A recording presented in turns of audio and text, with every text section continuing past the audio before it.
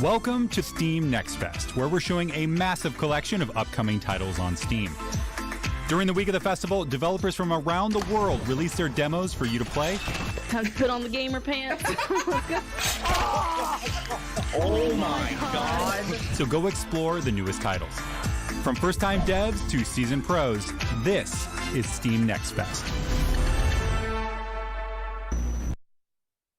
Welcome to Steam Next Fest, a multi-day celebration of upcoming games. From now until June 22nd, you can go right into the Steam store and check out hundreds of demos for games that will be coming out soon, as well as check out some great developer live streams and chat with the teams about their games in progress. Here to kick off the stream for Next Fest are J-Hobbs and myself, Sumichu. J-Hobbs, what kind of stuff do we have in store for today?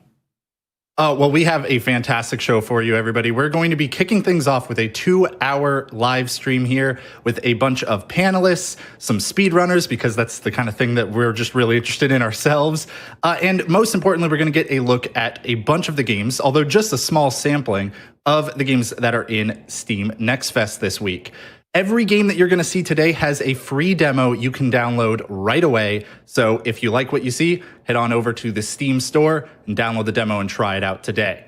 So the way this is going to go is we're going to take a look at a few different genres, and some games within those genres, maybe get some in-depth gameplay looks, and as I alluded to, maybe some speedrunning challenges along the way too, because that's just very fun. So without further ado, why don't we get started and let's take a look at some of the action games that you can find during Steam Next Fest. Welcome to Steam Next Fest, where we've got all the fist-to-face action you need. Kicking off with Fallen Aces, a crime noir FPS that plays right out of the 90s and looks right out of the comics. Then there's Grime, a grisly adventure that'll have you crushing your enemies and absorbing their remains to grow bigger and destroy faster. Step from Cold War-era East Berlin into a dark parallel reality dripping with mystery in Industria. Next, blast off on a cosmic corgi quest to save your owner in Proto-Corgi. Finally, possess your enemies and absorb their skills to fight an evil presence in Rogue Spirit. Play all of these games and so many more in Steam Next Fest. The action genre is one of the most massive genres that have games that are available on Steam right now to try during Next Fest. And here to talk with us about that are I am Brandon and Brianato. Gentlemen, hello, welcome to Next Fest. Thank you so much for having us. It's gonna be good. Yes. So we've seen a couple of games in there. We saw Fallen Aces, Grimes, Industria, Proto-Corgi, and Rogue Spirit. Which of those games piques your interest? Can we talk about Industria? Every time I've seen that game, I've seen the trailer a couple times now too. I'm just instantly captivated by it. BioShock is one of my favorite games of all time, and even though both of those games are obviously very different, I feel like it kind of taps a similar place in my brain where it's very visually striking, kind of alternate history, really interesting character design. Looks like it could be narrative driven, and I'm just kind of a sucker for first person games in general, so that one's really right up my alley. Yeah, I'm super excited for Fallen Aces. When I first saw it, I just really saw the noir style and just the gameplay looks really cool. But I think my favorite of all this is probably Proto Corgi, because who loves dogs? I love dogs, and corgis are cute. Space dog. Yeah, gotta space dog shooting everything lasers and everything. Of course, gotta be excited for that one. I liked Industria too a lot, Bri. I think also it gave me some vibes, maybe some influence from Control in there, which can only for mean sure. good things. First-person storytelling is really cool. But I think that Fallen Aces, one of the things that was cool about that one is just the setting, right, and the style of it. Noir is really cool. Yeah, Brandon, do you have any other thoughts on Fallen Aces? I just can't wait to play it because I'm good friends with the people at New Blood, so I'm just just put my hands on it. I can't wait. Awesome. I think the fact that they made it look like a moving comic, I can't imagine that's an easy art style to accomplish and make it look fluid like that. So yeah, that was personally most impressive to me. I Sumi, love it. I was gonna say, what jumped out at you? Definitely Proto-Corgi. I've had my eye on it for a little bit now. I love that they advertise themselves as a bark 'em up, you know, like barking, and the dog actually like barks up like BARK. I've seen in the screenshots, and I love Bullet, the corgi, the cute cybernetic corgi, and the whole story is about saving his owner. Like, what dog could be better than that, honestly? Oh man, it feels like a game that you couldn't dislike. Right. You know, yeah, right. Like, even if it's like not your genre or whatever, it's not for you. It's just like, well, I can't dislike You're it. like, that's cute. That is objectively very, yeah. I think one of the things I like too about some of the other ones, like Grime, I noticed it's got a dash, which for me is like a speedrunner. Is as soon as I see a dash, I'm already at a certain minimum level of happiness because I can't wait to play. Exploit this? Yeah, I can't wait to play around with it. But also, the moment the character in that little glimpse we got grabbed the projectile to like throw it back, that was really cool, and that showed that like combat is probably going to have a lot of variety to it and be very in depth with, which I just thought was super neat. I'm also a fan of Rogue Spirit because I took a little bit of time this morning to watch one of the dev live streams that was going on right now, and they're playing through the game, and just watching the combat in that game was really fun. You know, just you are the spirit and you're fighting live enemies, and then you can take their powers, and it like affects the way you look and stuff like that. It's really cool. I'm a big fan. Yeah, possessing your enemies it's such a like weird and cool concept. We got almost that line in the voiceover almost got me immediately, just because I want to see what exactly that means, you know, what kind of variety comes out of that one as well. Cool. Well, we have some more action coming up to you right now. Let's take a look at the trailer for Moons of Darsalon.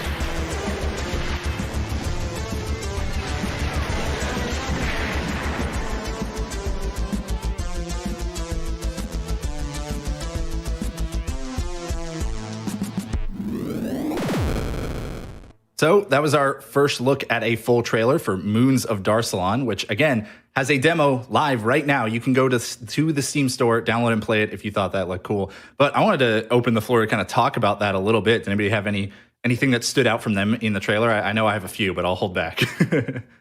There's a lot. There's a lot. Yeah, go ahead, Brandon. I was gonna say, for me, like, I love retro games, so like the style of it is just like instantly makes me want to play it, and then the music is also cool too. I'm a big fan of Earthworm Jim, so that kind of is like bring me those vibes as well. Yeah. You know, it's space. Like Who doesn't love space? Just throw a dog in there too, right? Like, yeah. We have everything. Brian, how about you? Yeah, there was a lot to absorb from that trailer. I was trying to like pick up on all the various mechanics that were going on. It seemed like there was, you can kind of like platform creation, and it seemed like there was a lot of physics interactions that were happening, both like with like vehicles or shooting the lights at the ceiling.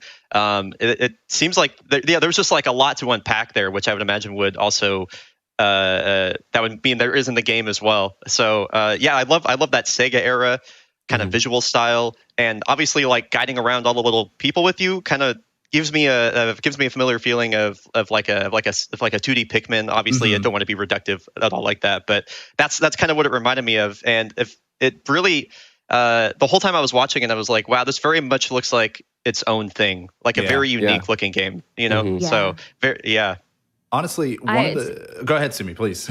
Oh, sorry about that. No, you're fine. So just to add on to that, I feel I got that vibe too, but for me it was like that old school game Lemmings with way smarter AI. And you can like command them, you can tell them what to do. And I know you mentioned the graphics as well. I was a fan of the graphics because I took a look at it, and they said that their graphics have a unique render pipeline, and it's a combination of modern lighting, 2D sprites, and 3D models that are pixelated in real time. But they restrict the color palette to maintain that authentic retro feel. So it's really cool. Very unique. Oh, that makes I love sense. it. Yeah. Yeah, one of the things I thought was really cool too, and I think it's awesome that we're all seeing like different influences and different things in the game. Because for me, the animation style and especially the humor that we were seeing, it reminds me a little bit of the old like Sierra games, like Space Quest and those games. Yeah, classic. That's a great. Yeah. I thought those were some like that. I don't think we've really seen many games like that recently, and it's cool to kind of have a modern take on that. And also some of the mechanics for sure, like the on-the-fly terrain building. That is a really cool thing because you can always do almost even more than the developer imagines that you could do when it comes to those kinds of mechanics. So I think in combat, how they showed that you have to like build up a wall to run away and keep yourself safe. It means to block the missile. That one stuck out to me. Yeah, that was cool. For sure. Like I've never thought of terrain building like that as a combat tool or even like a tool to stop combat and stuff really so much as just a matter of getting around. I want to see where that leads. They said that they also have some very unique water physics as well. We didn't get to see a lot of that in the trailer, but I mean, I'm hoping to see that in the demo. I need to see it. Yeah. It seems like a game that, I really just have to dive into the demo for to kind of dig in to unpack everything there. And it seems like it has a lot of personality too. My favorite moment was when they were running into the house and it was pizza and PS4. Yeah. Well, I'm glad that we got an in-depth look at that one. Remember, everybody, Moons of Darsalon is the name of the game, and you can check it out in the Steam client right now. Free demo. Go download it. We're going to move on to another game, though, where we get a little bit of an in-depth gameplay look. And, Brian, I know you were the one who actually got to dive into this one. Yes. Very, very, very excited for this one. Yes. You are excited. So why don't we take a look at Grapple Hoops? And while we see some gameplay, we can kind of give our thoughts on it. So let's roll that feed. Yeah, okay, so this is Grapple Hoops. I went ahead and played this demo. I personally am a massive fan of first-person movement games, especially ones that kind of lean into speedrunning. And so this is a basketball parkour game, is really the only way I can describe it. And of course, as the name implies, you have a grapple hook. So there's a lot of like weird physics things you can do with it and stuff like that. So when you actually are throwing the ball, the game kind of slows into a bullet time, and then you can use the mouse wheel to scroll up and down to adjust the speed at which the ball is thrown. And there's like, obviously, this is just me kind of playing around with the physics and trying to figure out how things work. Yeah, and they have this launch pad animation, nice. Which is great. So good. Love the style in it too. I mean, after all, you are playing basketball, right? Even if you're flying all over the place and everything. It looks like some enemies and stuff here as well. In a basketball game, you're not really expecting people to punch you. No, or whatnot, but what's going on? Yeah. So this is the practice arena. This was just kind of like a playground for you to figure out how exactly the physics work and what to expect coming up. And these enemies, like, they don't play around. The game is obviously still in development, so this is very much a look at what is coming up. But there's quite a few different enemy types and everything. I was trying to bank the ball off there; it didn't quite work. But yeah, these dudes don't play around. Like they will, they'll just destroy you instantly. The arc on the basketball is pretty accurate, so you can make some pretty far shots too. Nice. So what we'll see coming up with the levels after this is that the goal is basically obviously to get the ball in the hoop and avoid the enemies. And this dude, I am not sure how you beat him. I was like, this seems like a big boss, dude. You just gotta maybe avoid or something. Well, when we saw the beginning of this video, Bri was beating up on his buddies, so that person just had to be That's totally fair. Payback. One of the things that I found interesting about this game was I was just really curious of what the developers, like how they came up with the concept, because it's so unique and different. So yeah, that was one of the big things that always stood out to me. Right. This one I'm proud of right here. Throw the ball back, recall it, and then throw it. Yeah. I love the there we go. I was like, I finally got it. Yeah, I love doing speedruns of first-person person stuff. So this game definitely kind of plays into that similar vein. So yeah. You know what I think is cool too is they got a lot of really good impact. Like you can feel the weight of things, being able to smash through the glass and the weight of that swing that you just did with the grappling hook. I think that kind of stuff is always makes first person games more immersive when they're able to pull that off successfully. I like the long range. The little yeah. So something to keep in mind is that when you grapple enemies, you get zipped to them like really fast. So if you look if viewers look in the top left, there is a timer. So a lot of these levels, like other games that are level based like this, are going to have goal times to try to complete a level so fast. So you'll see a lot of this. I'm doing attempts kind of over and over, trying to get the best possible time that I can and make use of all the mechanics. But yeah, there's a lot of room for freedom of expression here, as you can tell with like the dunks and everything like that. So really cool. I'm waiting for the inevitable day where people are just from the starting line launching a lob all the way over to the basket. It's gonna happen. At it. Yeah. Sorry, Sumi. Yeah, I love using. Want to go for it, Sumi. Yeah. Oh yeah, there are some people in the chat saying super hot plus parkour, super mirror edge hot. Yeah, I can see it, right? I can see super all that. Hot, mirror's edge, parkour. I mean, parkour is one of the advertised features of this game, and it looks so good. Like you just feel like you're really cool doing all these things, especially like when the character like poses after like hitting the basket. Yeah. But like it's just, I love doing things that I could never do in real life. So this is perfect. This was so cool. Yeah, dude. I'm just watching this back. I was like, yeah, I did this. This was cool. I love every time that you pull to an enemy directly. Like that is just it's so fast. It's so fast. It's so good. I love it. And then the wall running too. Like any game that has wall running, it's I feel like wall running can at times be hard to like get right to where it feels satisfying, but did it feel really good to you, Brian? Like it was just absolutely. I think smooth parkour in games is something that's really hard to accomplish, and I think one of the reasons we've been seeing so much more of it is because of games like Mirror's Edge and especially recently like Titanfall. So it makes me really happy to see other developers try and give this a shot, and it does feel really good in this game. Also, the grapple hook is ridiculous, as you can see here. Yeah, it's very elastic. So the amount of height you can get off this is nothing short of just wild. Yeah, and this shot right here. Yeah, it's like kind of hard because I'm trying to compensate for like moving upward and stuff. Right. Yeah, that's great. Oh yeah, this is kind of neat too. You're actually like you show up with a gun for a second. I was not expecting that. And like we're gonna get a flip around. Kind of neat. Oh, that's so dope. I wonder if they have more in that vein of things, like where maybe you play from the other side as well. I don't know. Wait, I believe that's definitely planned. Yeah, it's pretty easy to get punched out in this. I think there's supposed to be like there's going to be a full-fledged like single-player story mode, and that was like a little bit of a taste of it. But there's this is all in the demo that you can play right now. By the way, I only spent about a half hour. There is a 360. The 360. You're just showing off now. Come on. we gave Brian way too much time to play with this game, apparently. I spent about like a half hour, 45 minutes with this, and like this is what I was able to do with it in just that short amount of time. Wow, so spend some time with the demo, and it could be you'd definitely be doing some cool stuff. Yeah, that's really cool. Yeah, and then again, that glass shattering every time. It's because, like we saw in your first one, how you can approach it different ways. Are you going to like run in and punch the glass? Or are you going to slide into it to kind of like kickstart your speed almost maybe or something? Or are you going to throw the basketball at it, let it bounce back like a rebound, and then keep moving? I love the sound as well. Like this music just pumps me up. When the demo started, you're ready to yeah. It's like I'm ready to grapple and I'm ready to hoop. Grapple hoops. Here's another big launch. Oh wow. Super high up there. And of course the nods in there. There's just so much stuff that's happening, and like you can instantly just change the gameplay by like mere seconds. Like if you're gonna do like a slide or something like that, it's pretty dope. I have to imagine too. There's gonna be those people who are like, okay, no grapple run for this level. Like I'm gonna or low number of grapples and stuff like that. So no, they'll never figure it out, huh?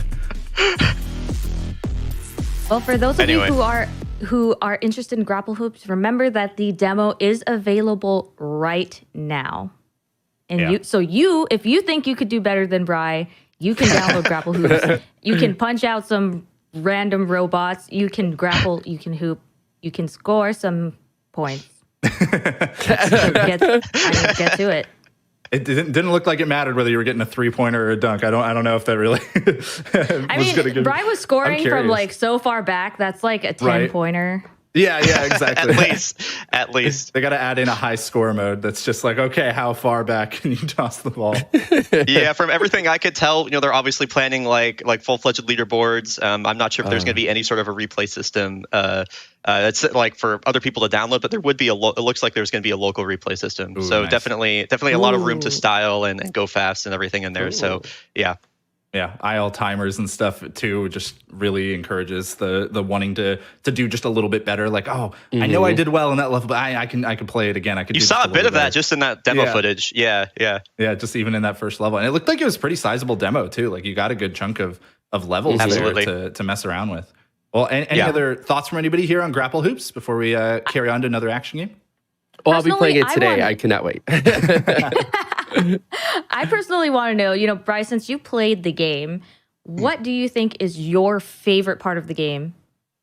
Something I've kind of touched on already, but just the freedom of movement and freedom of expression, and like how you can just kind of show off and obviously accomplish the same level in like 10, 12, 13 different ways. As somebody that does enjoy speedrunning as a hobby, it taps into that part of my brain where like, okay, let me just play this one more time. I can cut another 0.2 of a second off this time. Right. So yeah, really, really fun. Awesome. Well, cool. Let's go ahead and shift gears a little bit, but we're still going to be talking in the action genre here. We are going to check out a trailer for Severed Steel, a game I know I'm highly anticipating.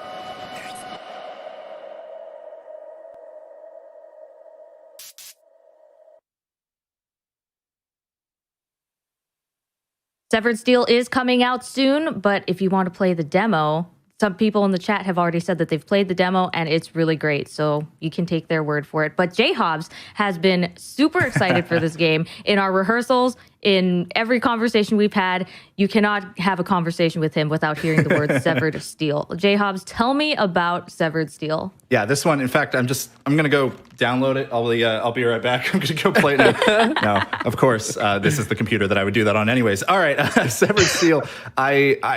So I think that what's really cool about indie games, especially, is that oftentimes an indie will come around with a new game that like kind of almost invents a new genre or does a like brand new thing that people haven't really seen. And then we get to see kind of the evolution of that genre over time as more indie devs take their own twist on it and stuff. So like we see some slow-mo shooting going on. It's reminiscent of Super Hot. There's a lot of other different games as well that kind of do that bullet time as you go into aim down sights and everything. And this just seems like the next level, like completely. It's super cool. The fact that you have so many different ways to approach an encounter, and the adrenaline bar, which is like your slow-mo from what it looks like it's a limited resource. So you can't just like do it indefinitely and just constantly dodge really easily. You do have to take those moments when they're offered to you for like, okay, this is where I can really get my aim down precise, take a dodge, jump on this gurney and keep moving, and then take out the next enemy around the corner. So I don't know. I could gush more, but I want to hear what other people loved about this trailer first. Yeah, I mean, I've said it a few times. I love first-person movement games. So just the fact that we've been seeing so many of these in recent years, it's like a dream for me, having all these different different games to go off of. And Severed Steel, it looked like there was a lot of different stuff going on in that trailer. At one point, it looked like the character did a full-fledged front flip, and that full 360-degree vertical movement is not something that you see a lot in games. And so the ability to do that is very enticing to me. Obviously, as well, you have the bullet time and the parkour and everything like that. I mean, Titanfall is one of my favorite games, so any game where I'm able to do that more is excellent. And also, it seemed like there were quite a bit of it seemed like there could be interactive environments, or at least destructible environments to some extent. You know, we saw with the is it called a gurney? Is that what it is? So I don't know. If not, it was just a moving cart. I thought it was like I thought it was like a beach chair. But yeah, it looked like he had a lot of ways to approach really any given room, and it seemed there was a point system, so it's probably going to judge you based off how stylish you are. So definitely a game I will be playing as well. Brandon, what jumped out at you when looking at that trailer? Oh, like instantly the style of it. Like I love futuristic like environments and things. Even like to the logo of it, like it's so dope. The front flip into like shooting the enemy was cool. I'm really interested to see more of like the weapons that you get to use, because with everything that's happening, I'm sure there's like some really dope weapons you get to use.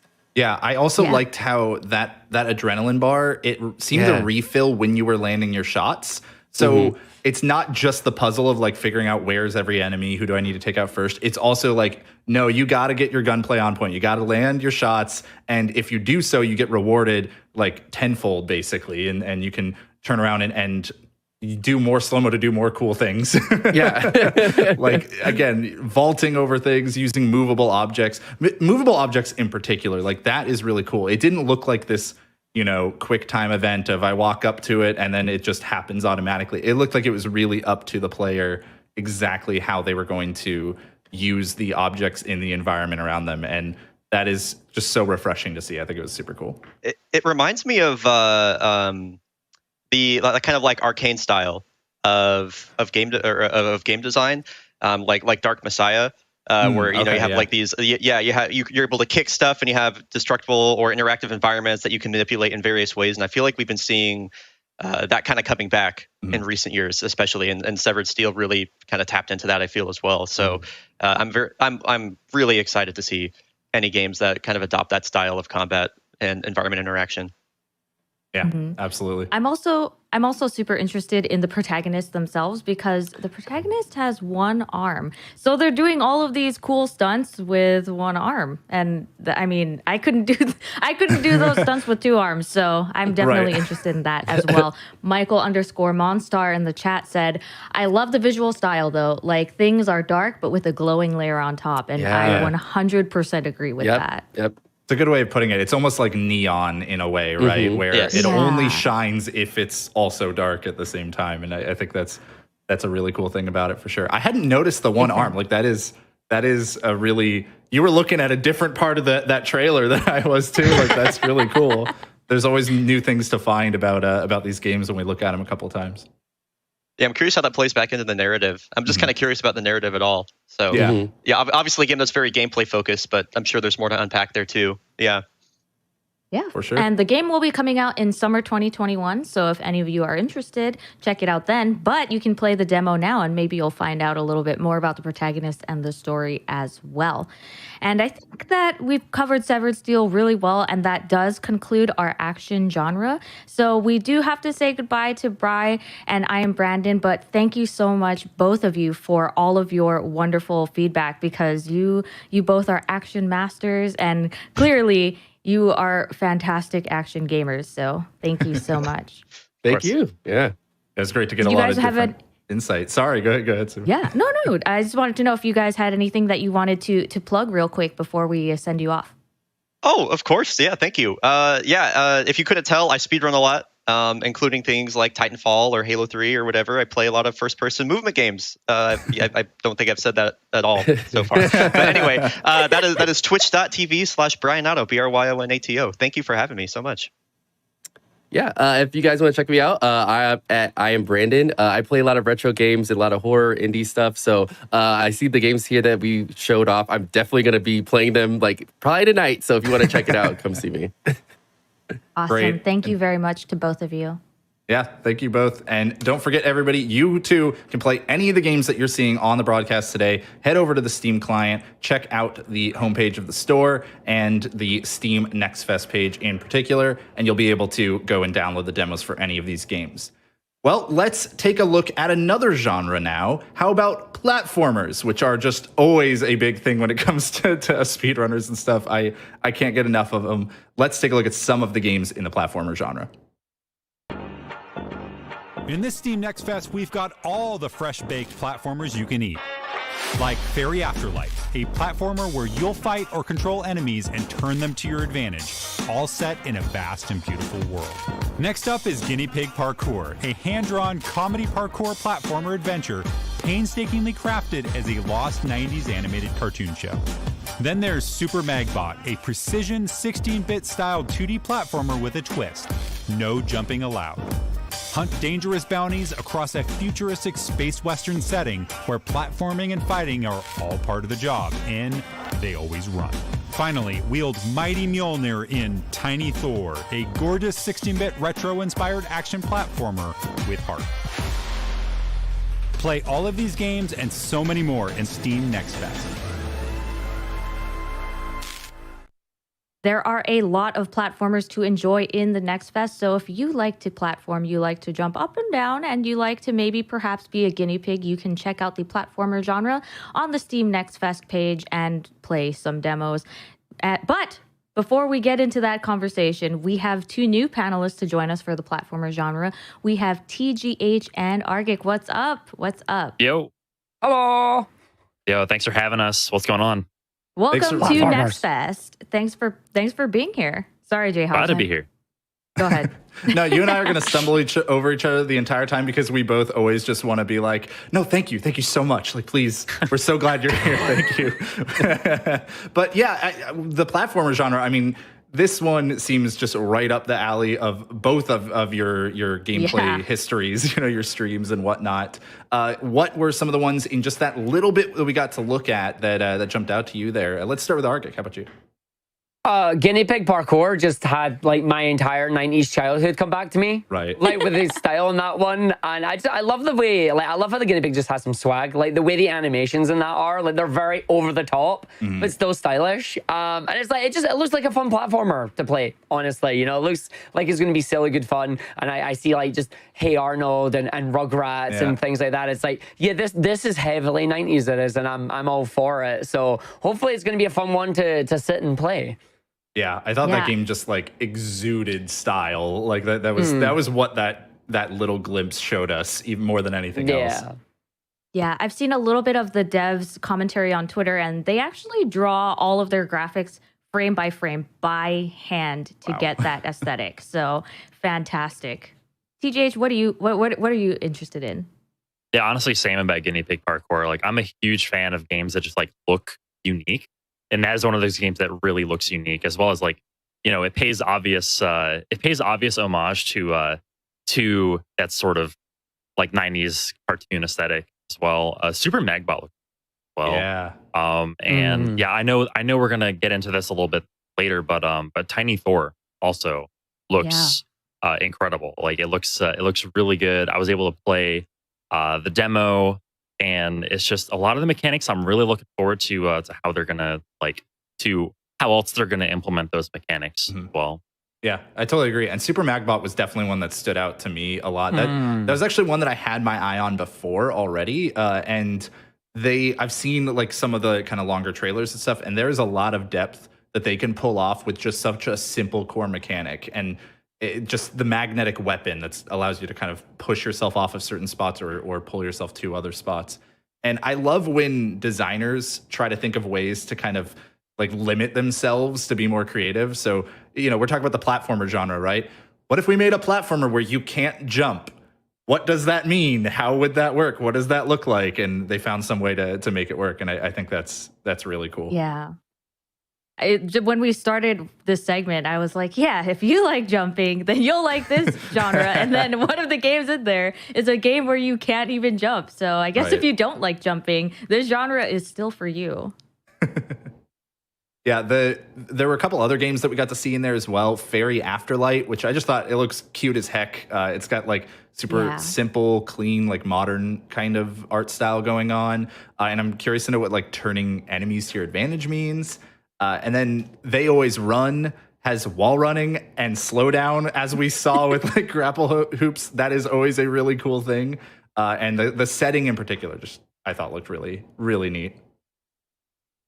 Awesome. I mean, I like Fairy Afterlight as well because Wispy, so the main characters' names are Chemo and Wispy. And Wispy kind of reminds me of like, I'm getting like Ori vibes, you know? Like it's just so cute, so cool, and super powerful. And the ability to choose between whether you want to fight the enemy or control them to take over their powers and use them to advance, you know, in the stage, that's what I'm really interested in. I like a variety of combat opportunities, and that's something that really stood out to me there.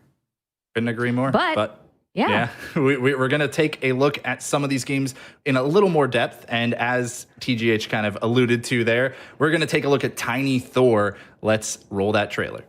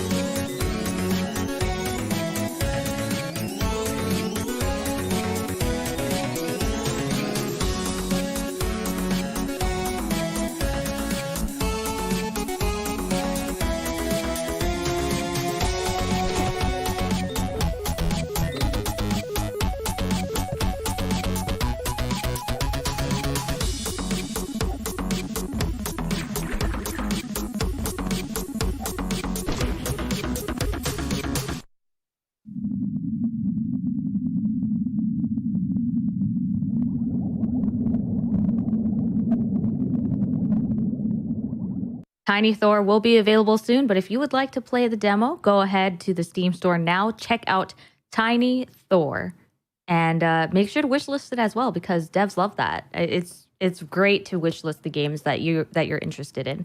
I mean, during that entire thing, I know that I was dancing because I was a big fan of the music. But Jay Hobbs, tell me a little bit about the sound design. Yeah, I liked a lot of the sounds in there too. It's not something that really jumps out in a trailer usually. Sound design, like it's something that you kind of a lot of times don't even notice in games. And I think some of the effects that they had when you were collecting certain things, it all really just helped drive home the feel of that game and the feel of being back in the Genesis era to go with the graphics and the way that the game is structured. So kudos to whoever was doing sound design on that one. I loved a lot of the sounds in it. Yeah, but of course, and TGH. Yeah, go ahead, because all I was gonna say is it's a game about gameplay, right? It's not the sound design, right? Yeah, there's a lot more to be admired in Tiny Thor. TJH and Argic were talking about the mechanics of the game, of course, as speedrunners. So TJH, tell me a little bit about how you feel about the mechanics of that game. Yeah, I was gonna say, I didn't really grow up with Genesis at all. I was never a Genesis kid. What really drew me to this game was its mechanics, the way it feels. It's got really tight controls. It looks nice, you know, like the I still like the Genesis aesthetic, even though I didn't really grow up with it. But the main, it's got a really cool weapon. The Mjolnir, is it pronounced? Yeah. I'm sorry. It's I'm pretty sure I nailed it. Yeah, nailed it. It's really cool. Like the ricochet mechanic is really nice as well. You have really good control over it. One thing that really stood out to me was the momentum conservation on slopes when you slide down slopes. And I was really happy to see, because I actually played the demo before I watched the trailer, but I was really happy to see in the trailer that areas beyond where the demo is really takes advantage of that momentum conservation, besides just going fast and having fun with, like, you know, jumping off it. Because I noticed right away, I was like, oh, I wonder if I can jump off this.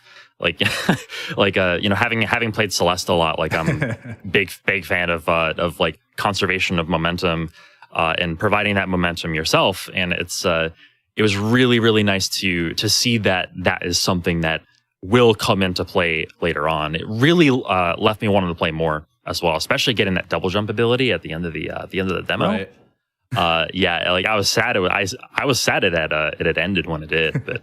Yeah, looking forward to the release. Argic, a big Genesis person yourself. How'd that game look to you? I mean, that looks absolutely amazing. It's just like Genesis, I love it. Like, I'm a big Sonic fan. It's where my platforming prowess is. But it's like that immediately reminds me of games like Castle of Illusion and Quackshot, and a little bit of Kid Chameleon in there as well. Like, just the fact that Tiny Thor, it appears to be not only just a platformer, but you've got a bit of combat in there, and then you've got the puzzles with Mjolnir as well. Like, because you've seen it in that section of the trailer that was really sped up. Like, you weren't just throwing the hammer once to finish a puzzle. You were throwing it multiple times. Like, there's many different aspects to a puzzle. You've got to move a block over, which will then allow you to access another area where you've got to go through Mjolnir again. That'll activate a switch where you've got to go back to then go do more stuff. And it's like, you've got to keep an eye on those ricochets and see where it's going. Something that really caught my attention on it was when Tiny Thor threw Mjolnir, but then went onto a platform, and then the hammer kept bouncing up, and pushing the platform higher and higher and higher. It's like, wait a minute, it's got stuck, but it's intentional to get stuck to push you up there. So I'm intrigued to see just how many puzzles like that we're going to have available to play. But at the same time, how are we going to skip them? Because you know that's what we do as speedrunners. We're going to try to find a way to try and skip it. It's like, hey, I could throw that to kill that enemy over there that's going to ricochet up to this part of the level, knock something else down that allows me to bypass this entire section, you know? And it's that kind of theory crafting that's going to be a lot of fun, combining it, as you say, with the platforming, the momentum jumps and whatnot. It's like, there's nothing more satisfying than playing a platforming game where you build up a lot of speed and you just launch yourself and you get to have fun with it. So Tiny Thought, it looks great. I'm definitely wishlisting it. I'm definitely going to be checking out the demo, and it looks like a lot of fun. Did Valve like pick the wrong people to showcase these? Because we're going to be like just talking about how, oh yeah, all that gameplay you just saw, I can't wait to not do it, like to just go right past it. No.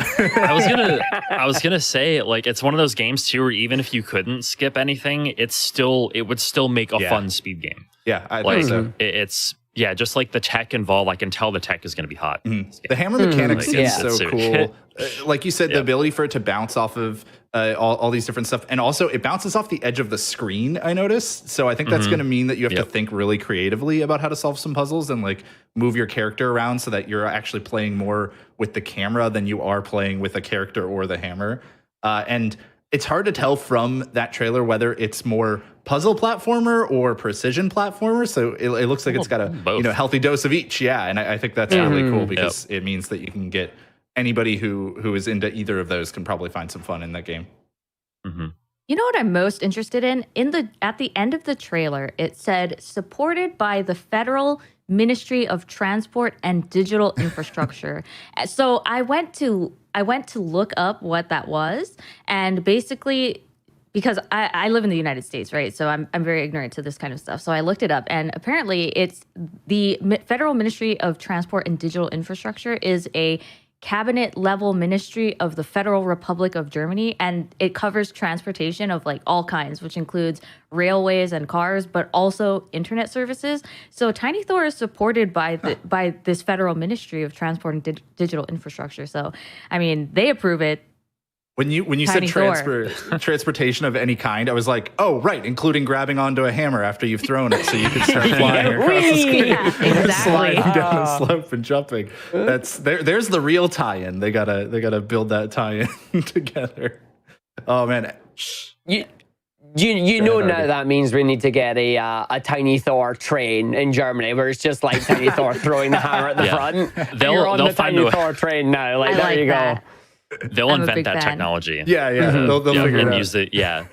Inspired by Tiny Thor, of course. Right. Well, any last thoughts from anybody on Tiny Thor before we move on to another game in the platformer genre? Looks good. Can't wait to play it. Gonna play it. Don't forget.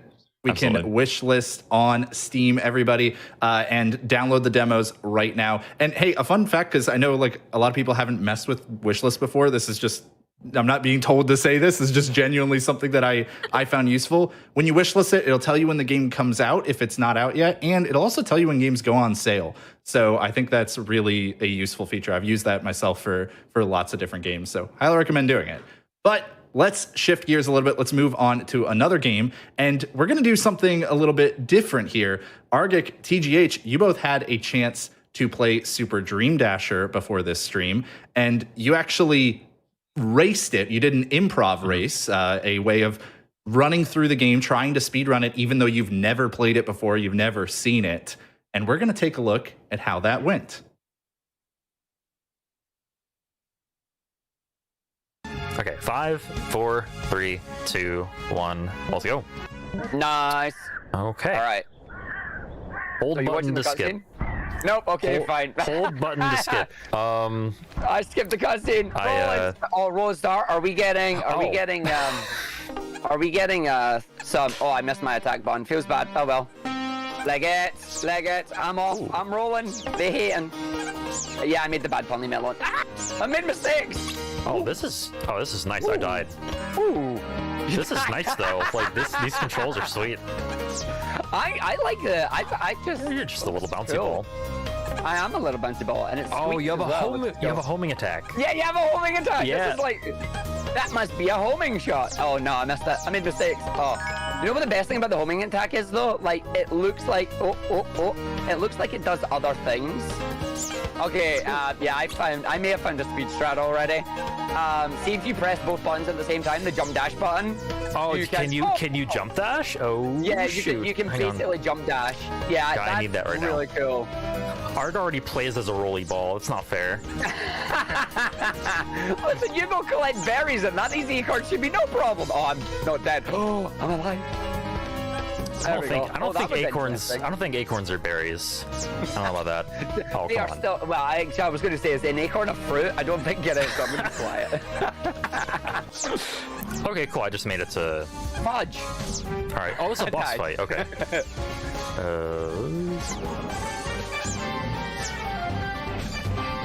All right. Going in. Oh, that's okay. I'm alive.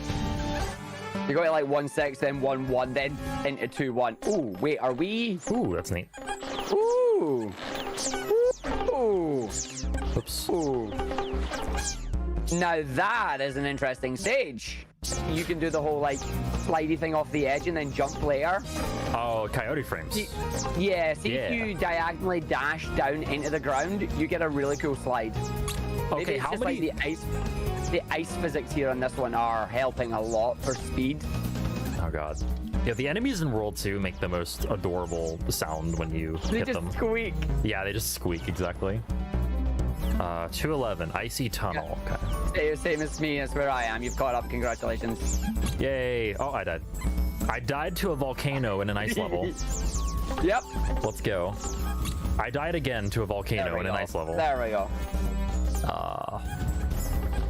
No, I can imagine like a lot of people trying to collect like everything in this one. It's going to be interesting to see this routed.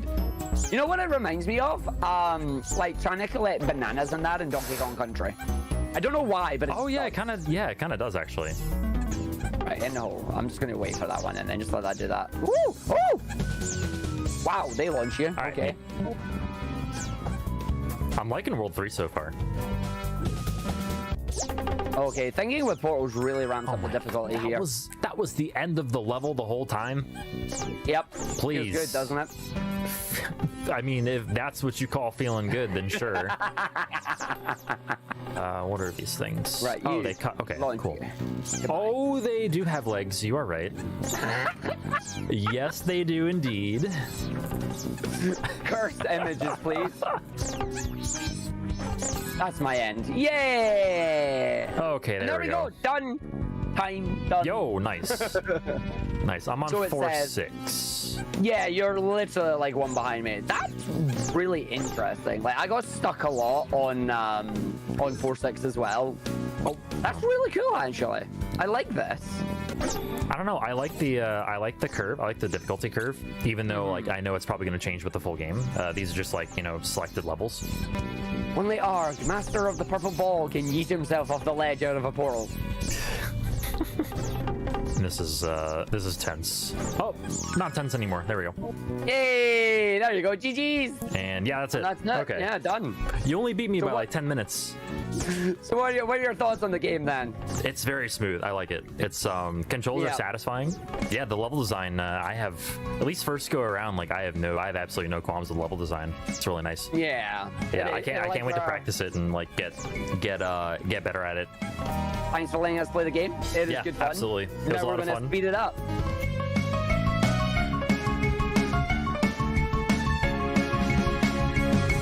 That was the casual playthrough of Super Dream Dasher. That was TGH and Argic learning the game for the first time, their improv run. But we also have some footage of them doing a race of the game. So let's hop straight into that, and then we'll discuss some more of Super Dream Dasher.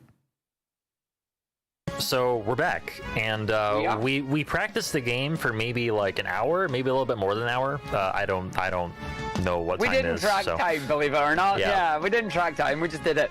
Yeah, we just kind of practiced for a while, and now we're gonna play again, and you'll see like, I guess this will be both a really good showcase of the game, hopefully, and also a really it'll really go to show like exactly what practice does for speedrunning itself. So it's not like we can just magically turn on the game and just like start playing and Yeah. play like a speedrunner. So It should be better than the footage that we saw earlier. Hopefully, that's Yeah, the sure. idea. Also, little amendment. We called them acorns. We've been informed by a reliable source that they are actually turnips. they are turnips. And that we just can't read. Our excuse is we were speedrunning and we didn't read the UI. Okay, yeah, that was my excuse too. We're ready to go for this race then? Yep. Okay, you count us All down right, this here time. we go then. All right, 3, 2, 1, go. All right, And away good we luck. go. Have Good luck, have fun. fun. Yep. Okay. So the idea is that we've learned a lot of level routes, basically, but we also found really cool things with the game as well. Like diagonal downward dashes are really useful Yeah. for staying on the ground and getting your dashes back. I have to see. I mean, I am also have muscle memory hitting retry right now, and that's not a good thing to have because we've been practicing and all I've been doing is hitting retry. or you just end up dying anyway because you forget the strats on the level that you were practicing. All right, there we go. That's better. But we also found really cool things for like some of the other stages as well that hopefully we'll be able to show off. Like they're not necessarily faster yet, but we played the game for about an hour, so we haven't really known if things are faster or not. But Yeah, it takes time has to- cool gloop physics. There we go. Okay. Right, don't hit that. Don't hit that. I'm okay. I'm good. You stole my dash, though. That's fine.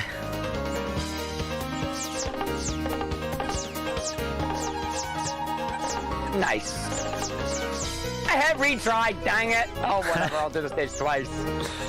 Ah!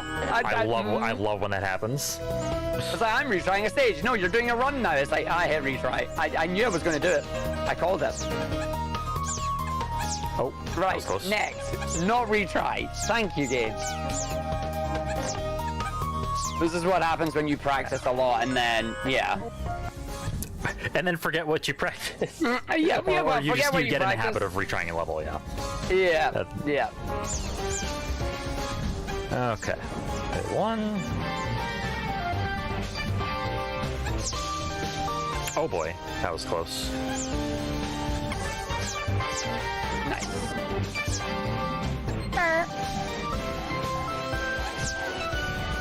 Oh, that had a horn on top of it. I know what you did. Yep. All right. Oh boy. See the rough idea. There we go. Much better. Nope. Stop Okay. going to retry. Oh, I'm trying to catch myself before I hit retry all the time. All right, first boss down. Nice. 1-6. Oh, I got coconutted at the same time. That's what happens when you go off the cycle, I guess. There we go. Oops, that's not right. Hit that. Not meant to, but whatever. It works. It works. It lets me through. So when you speedrun this one, you can see how all these stages are becoming like really, really fast, like 10, 15 seconds long. Yep. There is one stage. Oh, well done, Arg. I missed the golden turnips and the portal that I needed, so that was a double whammy. And there I hit the Oh, coconut. what? Dash, please. So be honest, Teach, how many times at this point would you have reset the run by now? Well, I don't know. Probably 0, honestly, because like, you know, with a new run, it's kind of not really it's not helpful to reset. Oh no, you know, want to practice like, all your levels. Yeah, exactly. Part of You want a good early game though. yeah, well, part of getting used to a speedrun is playing the whole game and getting used to like actually playing the game. At least I think that's really useful. Oh no, you're definitely right on that. Like I'm not one Yeah. for resetting a whole lot on my runs if it's a brand new thing. Because as you say, you don't get to practice the late game at that point, and we got to go through. Go go go go go go go go go. Yep, that one's fun. Just mash through. Yeah, you knew exactly where I was. Yep. Have I evened it up? I think I might have pulled even. I'm in the underwater one with spikes. Yeah, same. I had a lot of problems on the like swinging monkey one. Oh. I'm on ice on that. Whoops. Oops, what did you... I hit a spike that I didn't think existed, apparently. Oh, nice. Alright, so now cycle way through, not get hit by volcano. And then Okay. Peach is going to do something different there. Went in and done the turnip route there, by the way. So I did the turnip route. You might go and try and do the icicle thing, I'm guessing.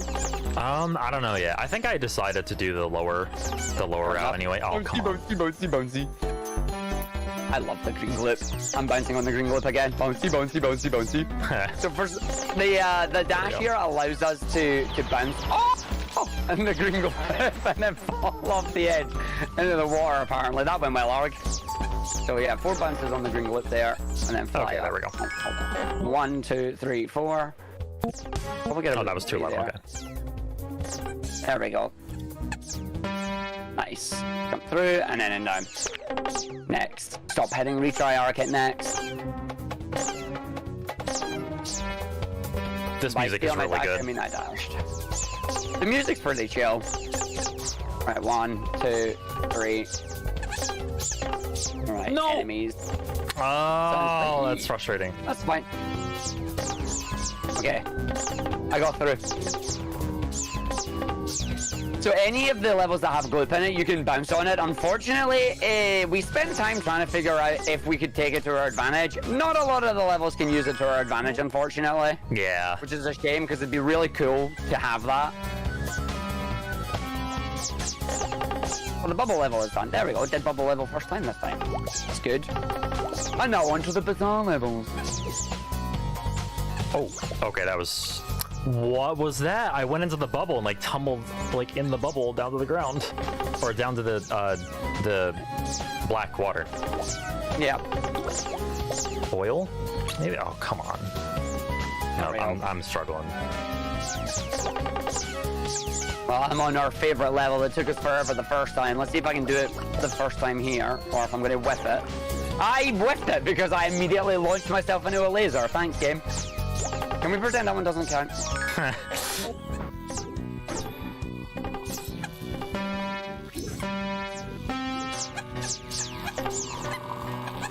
I didn't need that.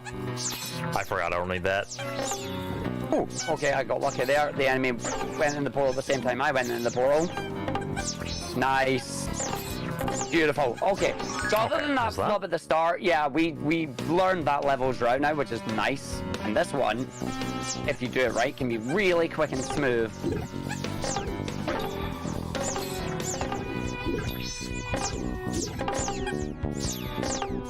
Oh, I don't want that. I don't know where the enemy was there. Oh, okay. That works. Yay, done. There we go. Yo, GG. I am, You're right behind me. Yep. Yeah, I've got 1 level left. Yeah, no, exactly. It's like these layer levels, when we first started them, were really, really hard and difficult because we didn't know where things were, and there were a lot more enemies and a lot more traps. But we quickly realized that things allow us to do like more than one dash, or our momentum gets carried, and we can skip things over, which is quite cool, and just like speed our way through them. Oh boy, that was close. We should have, you know, for speedrunners, we should have ran a timer. Like, we didn't run a timer. That's time for me. Yeah, GG. Time, yeah, GG's. That was significantly quicker. It was. The second time through there. Yep. And that was just an hour of practice as well. So, honestly, I think I could see myself speedrunning this in the future. Like, depending on how many levels there are, it could be quite fun just to try and set and improve times on this. Yeah, it's a game where it's honestly like my type of speed game. Like, it's a game where it's very simple controls. You have a jump and a dash button and a dash direction, and of course just like general movement. But the movement itself is actually extremely dynamic, and there are a lot of different ways to attack different levels. So like that's the kind of platformer I really like to speed run. So like we'll see. Honestly, like this could be a speed game for me too. It's got a little less gravity on it. Like the characters are a little bit more floaty compared to the platformers I like to speedrun. But honestly, the levels are short enough that it's like you could sit down for an hour, blast your way through them, and then get a cool speedrun at the end of it. So who knows? Maybe I'll end up doing some speedruns of it in the future as well. But that's it for us. So there was a mini little speedrun. Yeah. I say a mini speedrun. It was a speedrun. There's nothing mini about it. It was a speedrun. Yep, that was a lot of fun. Thanks for having us. And again, Art, thanks for the races. Thanks for kicking my butt. And thank you for the race as well. No doubt you will be kicking my butt fairly soon at it when you sit down and practice and put far more Celeste skills coming out on it than I will ever have. And there we go. Catch you later. Awesome. You too. Peace. Welcome back, everybody, to the live stream here. Thank you to Tej and Argic for actually doing those races. Now, there was a lot that we got to see there. We got to see a big chunk of the demo. It looks like J-Hobbs might be cutting out just a little bit, so let me chime in here while he gets that worked out. Thank you so much, TGH and Argic, for a fantastic race. No problem. Absolutely. Our pleasure. It was a really fun game to play. Oh, definitely. Like, it was great to be asked. It's like, hey, you want to come play a platformer? It's like, ooh, what are we getting? And then finding out it was Super Dream Dasher. It's like, oh, this is quite fun. And like, those races were amazing. Like, they were good fun to sit and play. Thoroughly enjoyed it. Awesome. All right, I think we're all good now. I think my mic's working here. So yes, J-Hobbs is back. I'm back. I thought that one was super fun to watch to get to. I'm a big fan of improv races and semi-improv races or whatever. We just get like a little bit of time with the game, and I thought that was super fun to watch. Above all else, the controls looked really smooth. Did they play as smooth as they looked? Yeah, like I mean, I think I even said in the races that we did, like it's really it's my type of game with simple controls and just really dynamic like ways to go about doing things. It's a lot like Celeste in that regard. But yeah, like that's what I liked about it. It's like the game is extremely responsive as well. The dash, like I don't know if you could tell by looking at the footage, but you can dash in any direction at all. Well, actually, it's 8 directional dashes.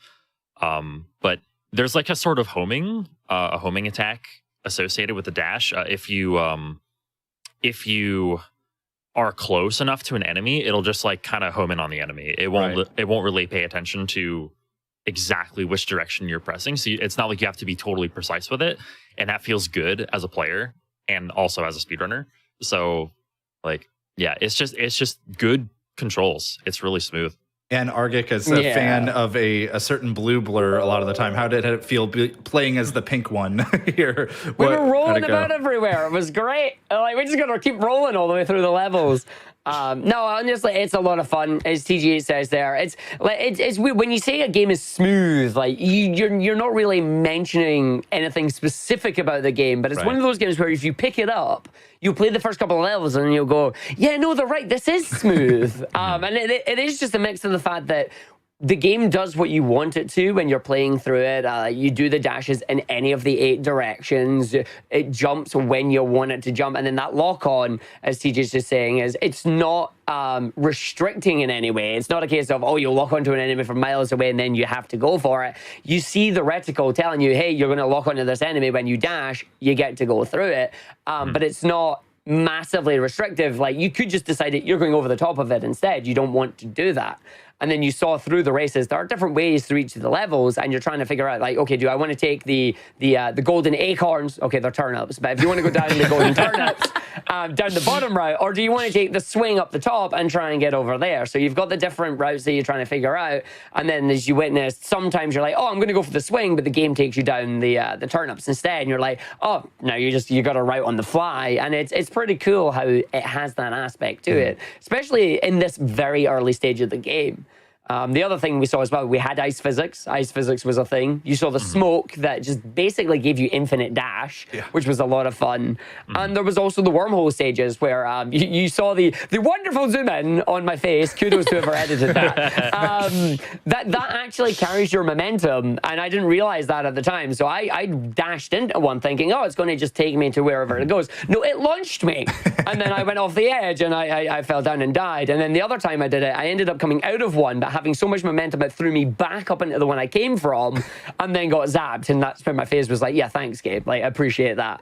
But yeah, so it's like there's a lot of really cool things built in with each of the different gimmicks. So hopefully we see more of those in the full game. And as we said, it'll be something to keep an eye on and potentially speedrun in the future. Yeah, you talked about some of the different mechanics in it, and one that I really liked was being able to homing attack to the golden turnips, certain collectibles. I thought that was really cool. It reminded me a lot of like a Sonic Adventure 2 light dash, but like if it worked and wasn't terrible. So I thought that was super cool because that meant that you could have these routes. Like you're saying, there are different ways to go through the levels. You might think, okay, well, if I'm just constantly dashing over the top of the screen, that's going to be the fastest way. But then later on find out, oh, if I take this trail of the turnips, it actually zips me along. It's super fast. So maybe that's actually going to end up being faster, especially if you can avoid some enemies that way or something like that. There were definitely a lot of really cool looking mechanics in this one. Yeah. So I have a question for both of you, Argic and TGH. As speedrunners, and since this game is just in its demo phases, the game is not out yet, what kind of advice would you have for anyone who might be interested in picking up this game as a speedrun? You go first, Stage?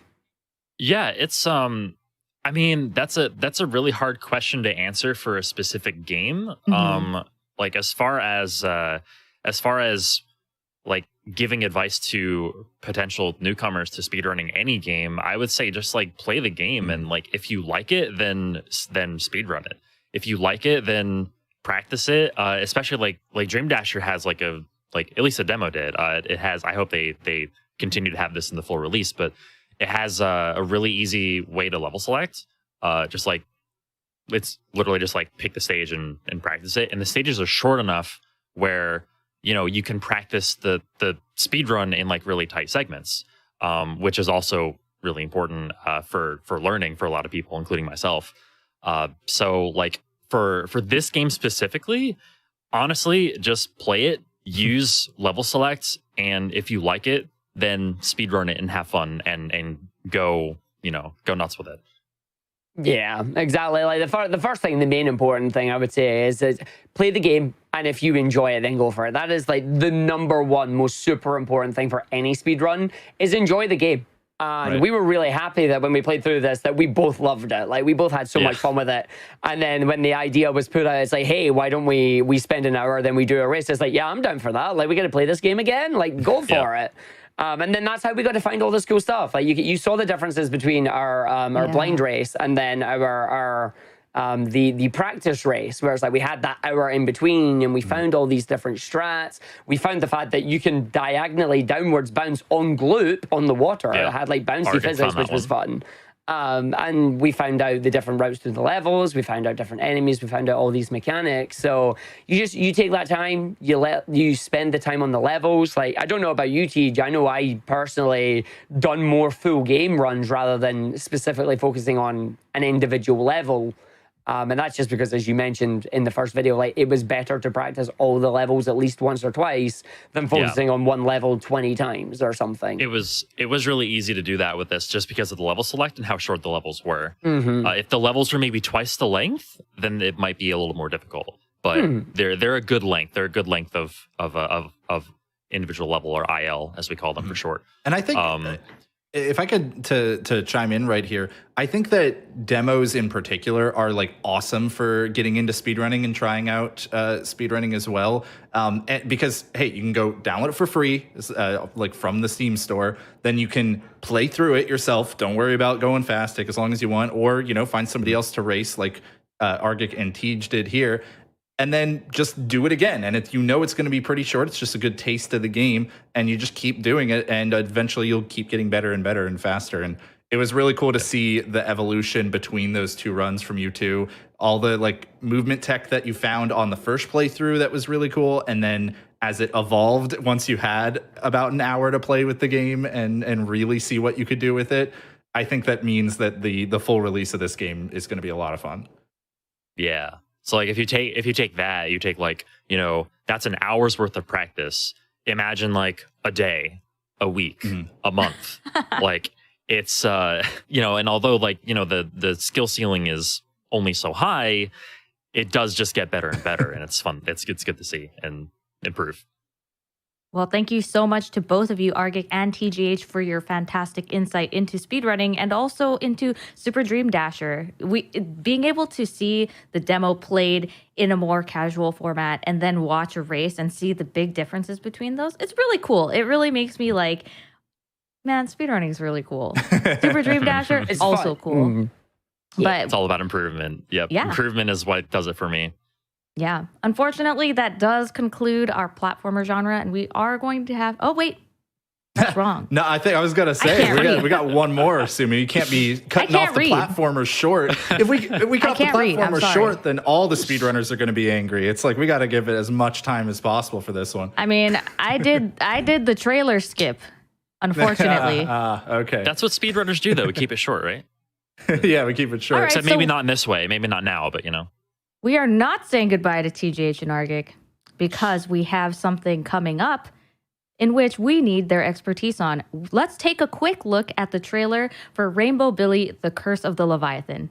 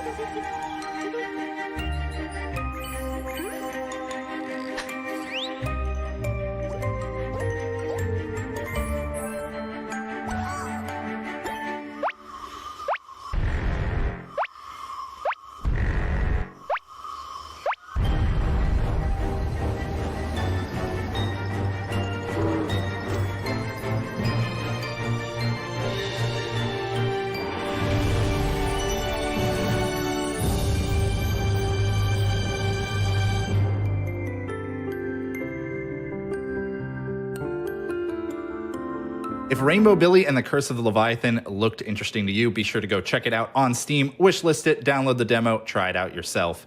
Now, for me, I thought that game, I don't know if I've ever seen a game that looks exactly like this one. Like that looks like it really much at all. We saw earlier in this section, we saw guinea pig parkour that was kind of harkening back to the animation of the 90s and whatnot. And this reminds me a lot of like animation of more recent cartoons, like the big bright colors, the snappy, playful animations and gestures and stuff, and character designs that almost harken a bit back to the old 40s cartoons as well, because I think that's where animation has been lately. I just thought that this game looked visually different from anything I've ever seen. Anybody else notice anything? Yeah. I personally thought it looked a little bit like a mix of Cuphead meets Wind Waker. Yes. Oh, Like, okay. I felt that. Like, yeah, it's just like the characters and the designs are very, very Cuphead, but the world itself looks like more Wind Waker style. Like, especially that water effect that they have. Like, I just immediately think, that's Wind Waker water. It's like, and it comes together nicely. You know, like I wouldn't think that those two styles could blend together like that. But here we are. We've got Rainbow Billy coming out in a mix of a black and white world, and then trying to restore the color as well, which is it looks very interesting because like obviously it seems to be kind of platformer style there mixed with mini games. It seems. Yeah, I thought right away like the game initially struck me as just a huge like nod to Paper Mario. To me, with like the 3D world and like the 2D sprites, even though in Paper Mario they aren't really 2D. I don't think it's just like they're meant to like have a 2D aesthetic, obviously. But and as I played, I played the demo, and as you continue playing, it becomes a very obvious nod. Like all the way around to Paper Mario. The confrontation system, as it calls it, or the battle system has like the same sort of mechanics, like the timing battle systems. It's cool. And also, can I just talk for a bit about how cute the game is for a second? Yes, please. I describe this with 3 C's: cute, color, and character. Oh, I was thinking like, cuddly was where you were going with the third one. I don't know. Oh, no, I was. You can add another one onto there. 4 C's. Cute character. Yep. Cuddly. The 4 C's. Okay. Also, I knew this would be a really charming game. Like, not just from the very start, but one of the first things you can interact with is actually a garbage can. And you can talk to the garbage cans in this game. And the garbage can says right away, anything can be garbage if you believe in yourself. What? Yeah, that's the speedrunner mantra right there. I was like, let's go. I'm ready to play this. That's cool. I'm glad you got to actually play it. Sumi, any thoughts on Rainbow Billy before we move on? I know that you mentioned the colors and how bright they are, and I felt that too, because I mean the whole plot of the game is that you're saving the characters in this game. You're saving them from the curse of the Leviathan, which cursed them to a world of black and white, by recoloring the world and through kindness. And those colors popping out the way they do, just it just brightens my day, you know? It just lifts my spirits. So, and also, as you saw in the trailer, you can pet the dog in Rainbow Billy. You can pet the dog, yeah. I think every dev has to, if you can pet the dog, it's in the trailer. Push it into the trailer as quickly as possible. Yeah. Can you pet the pup? Pet the pupper, pet the pupper. Yeah, of course. Well, I want to thank both Argic and TGH for joining us for this platformer section, but sadly we have to say goodbye to you now. If you'd all quickly like to tell people where they can find you if they want to watch some cool speedruns and stuff. Let's start with Argic. Yeah, you can find me over twitch.tv/Argic, as J-Hop says there. I do speedrun a lot, namely Sonic games, some platformers. I have a big soft spot for indie games, which is why I'm really glad to have been here with this. Expect to see lots of demos getting played over the next week for Next Fest here. It's going to be great fun. And Tej? Yep. Excuse me. Wow. I can't speak English as well. I also stream over at twitch.tv/TGH_SR. I do a bunch of classic Zelda speedruns, actually. I'm mainly a classic Zelda speedrunner these days, although I do have also a soft spot for indie games and have speedrun a bunch of those as well. So check me out if you like that stuff. Cool. Platformer extraordinaires, both of you. Yes. Thank you so much to both of you for your fantastic insight, especially into as like a speedrun, from a speedrun perspective, because, you know, speedrunning is a popular hobby, but it's also still niche. And, you know, to get that extra insight, it always makes me feel really happy. But as J-Hops mentioned earlier, we are transitioning from our platformer genre into the RPG genre. So while we get set up with our new panel, let's take a look at some of the games in RPG. In the latest Steam Next Fest, we're dropping a payload of fresh RPGs, like Glitch, a game where a glitch in the world causes an NPC to become aware of you, the player. Then dive headfirst into Chris Tales, an indie love letter to classic JRPGs with a stunning new perspective. Peer into the past, act in the present, and watch as your choices change the future. Venture into the world of Ys 9, Monstrum Nox, and join a party of Monstrum to stop a city from getting consumed. Then play as the devil himself in Rogue Lords, and guide the most famous evil geniuses to spread your campaign of terror and corruption. Check out the classic turn-based tactical RPG Lost Eidolons and lead your comrades on an episodic campaign to outwit, prevail, and wrest back control of the Empire. Play all of these games and so many more in Steam Next Fest. As someone who started their speedrunning and streaming career in role-playing games, I knew this was one that I was going to be looking forward to. We are now joined by two new panelists. We have Ashwin and Pleasantly Twisted. Thank you both for joining us today. Thank you so much for having us on. Yeah, it's an absolute pleasure. I'm really happy to be a part of the RPG panel, probably one of the really exciting ones of Next Fest, at least for me. I'm really hyped for it. Yeah, I'm gonna say RPGs is like great genre, absolutely fun genre. Love its pieces. A lot of great games that we got to see just a very small look at during that, initial set of trailers. Would you even call them? We got about 5 seconds of each game. I want more. I just want more. But any standouts for anybody here? I know I have my few, but I'll hold back a bit. Simi, why don't you tell me something that jumped out at you? I am a fan of Glitched. I think Glitched when I see it, I'm like, this reminds me of a very popular game series that I love a lot. And I just love the battle system just in general. And I am a big fan of like the plot of Glitched, which is like the game is a video game world and an NPC is like, oh, whoa, you exist. Like us, the player of the demo, like you exist. They become aware, like they break the fourth wall and they become aware that you exist. And you work together with Gus, the NPC, who becomes not an NPC to save Gus's hometown. And I'm just a big fan of that. Yeah, fourth wall breaks are really cool. I thought also Rogue Lords jumped out to me a lot because I like when a game just decides to abandon the concept of the player as like a hero or tries to flip what the meaning of that is on its head. And also, like, can we talk about how those are some hot demons that we got going on in that little look? All right, okay, we got hot demons. I need more of them. Now I know what J Hobbs is into. Everybody hot clip demons. this right Let's now. do it. Hot demons. Fire emojis going all over the place. Like, I think, but yeah. So Ash, for you in particular, what jumped out at you, either about those games or one of the other ones we just saw? Oh, Glitched. It had to be Glitched. For me, the colors, the combat, it's a nod to a very self-aware genre that kind of started it. I really think it's a nod to Earthbound, which makes me really excited because it's like, how are they going to build on that game mechanic? Mm-hmm. The fact that they're aware that you exist, the fourth wall is broken.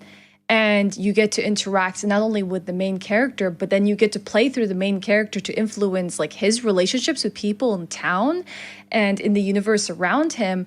And the best part is there are no game overs. You just play the game. Whatever happens, you have to live through the consequences and outcomes of it. So I find that incredibly fascinating. And as the Steam page says, and you will go and see what are the selling points of this game, one word, frogs. Frogs. Okay. That's it. Frogs.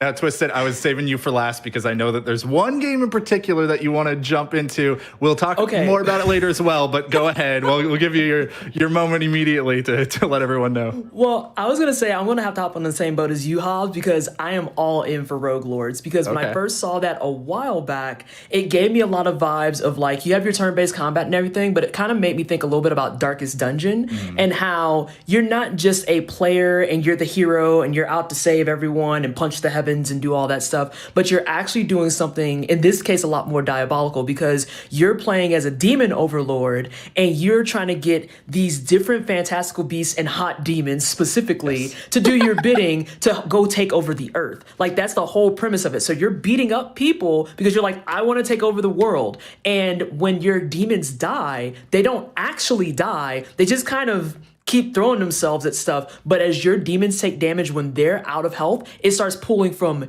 your health. So the game officially resets when you, as the demon overlord, run out of, I forget what it's actually called. It's like spiritual points or something like that. And then you just go back to the beginning, and they don't view it as a game over. It says, well, that plan didn't work. All right, let's recruit Dracula. Let's get Vladimir and, you know, the succubuses and stuff back out there. We're just going to try again. And the succubuses and stuff. What a phrase. Succubuses and friends. It's succubi and friends. Yeah, they're out to take over the world.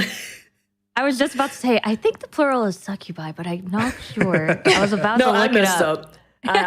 you know what? Either or, that's fine. Either this is or. perfectly fine. We're gonna go either or. But yeah, succubi and friends, the game. I'm completely on board for this. I love it. Also, there were a few different ones there too.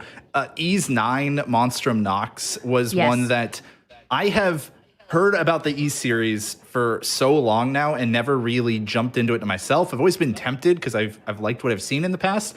And like now I get my chance. I could go right after this, right now, to Steam and download the free demo for Ease 9 and give it a shot with, kind of not having to stress so much about paying for the full game yet or anything like that. And I'm expecting to fully enjoy it and then become absorbed and then buy an entire series. But, we'll find out after I get a chance to play it. Yeah, I'm definitely a fan of Ys. It's a very popular RPG series. My friend Boney plays the games all the time, and so does my friend Prophesize. Big fan of watching them play the game. But for this one, it's pretty cool because you can pick one of 6 different notorious monstrum because the game's called Monstrum Nox. So you pick a monstrum. They all have unique gifts and like abilities, and you use those abilities to protect your city from evil. And like I mentioned before, the ability to like pick what abilities you use as opposed to getting a set of skills that you can't really change, like that is a big draw to me. So I'm very excited. For sure. Lost Eidolons, I thought was also pretty neat. This pool of tactical RPGs has always felt like really small, I think, and always just hungry to see more of them. And then Chris Tales, some really cool animation we saw there, but I know we're gonna see a little bit more about that one coming up soon. So we'll kind of save the discussion there a little bit. But why don't we go ahead and move into our first trailer that we're going to look at here in the RPG genre. We're going to take a look at Trigon Space Story first, which is a cool, kind of space management game. Let's take a look.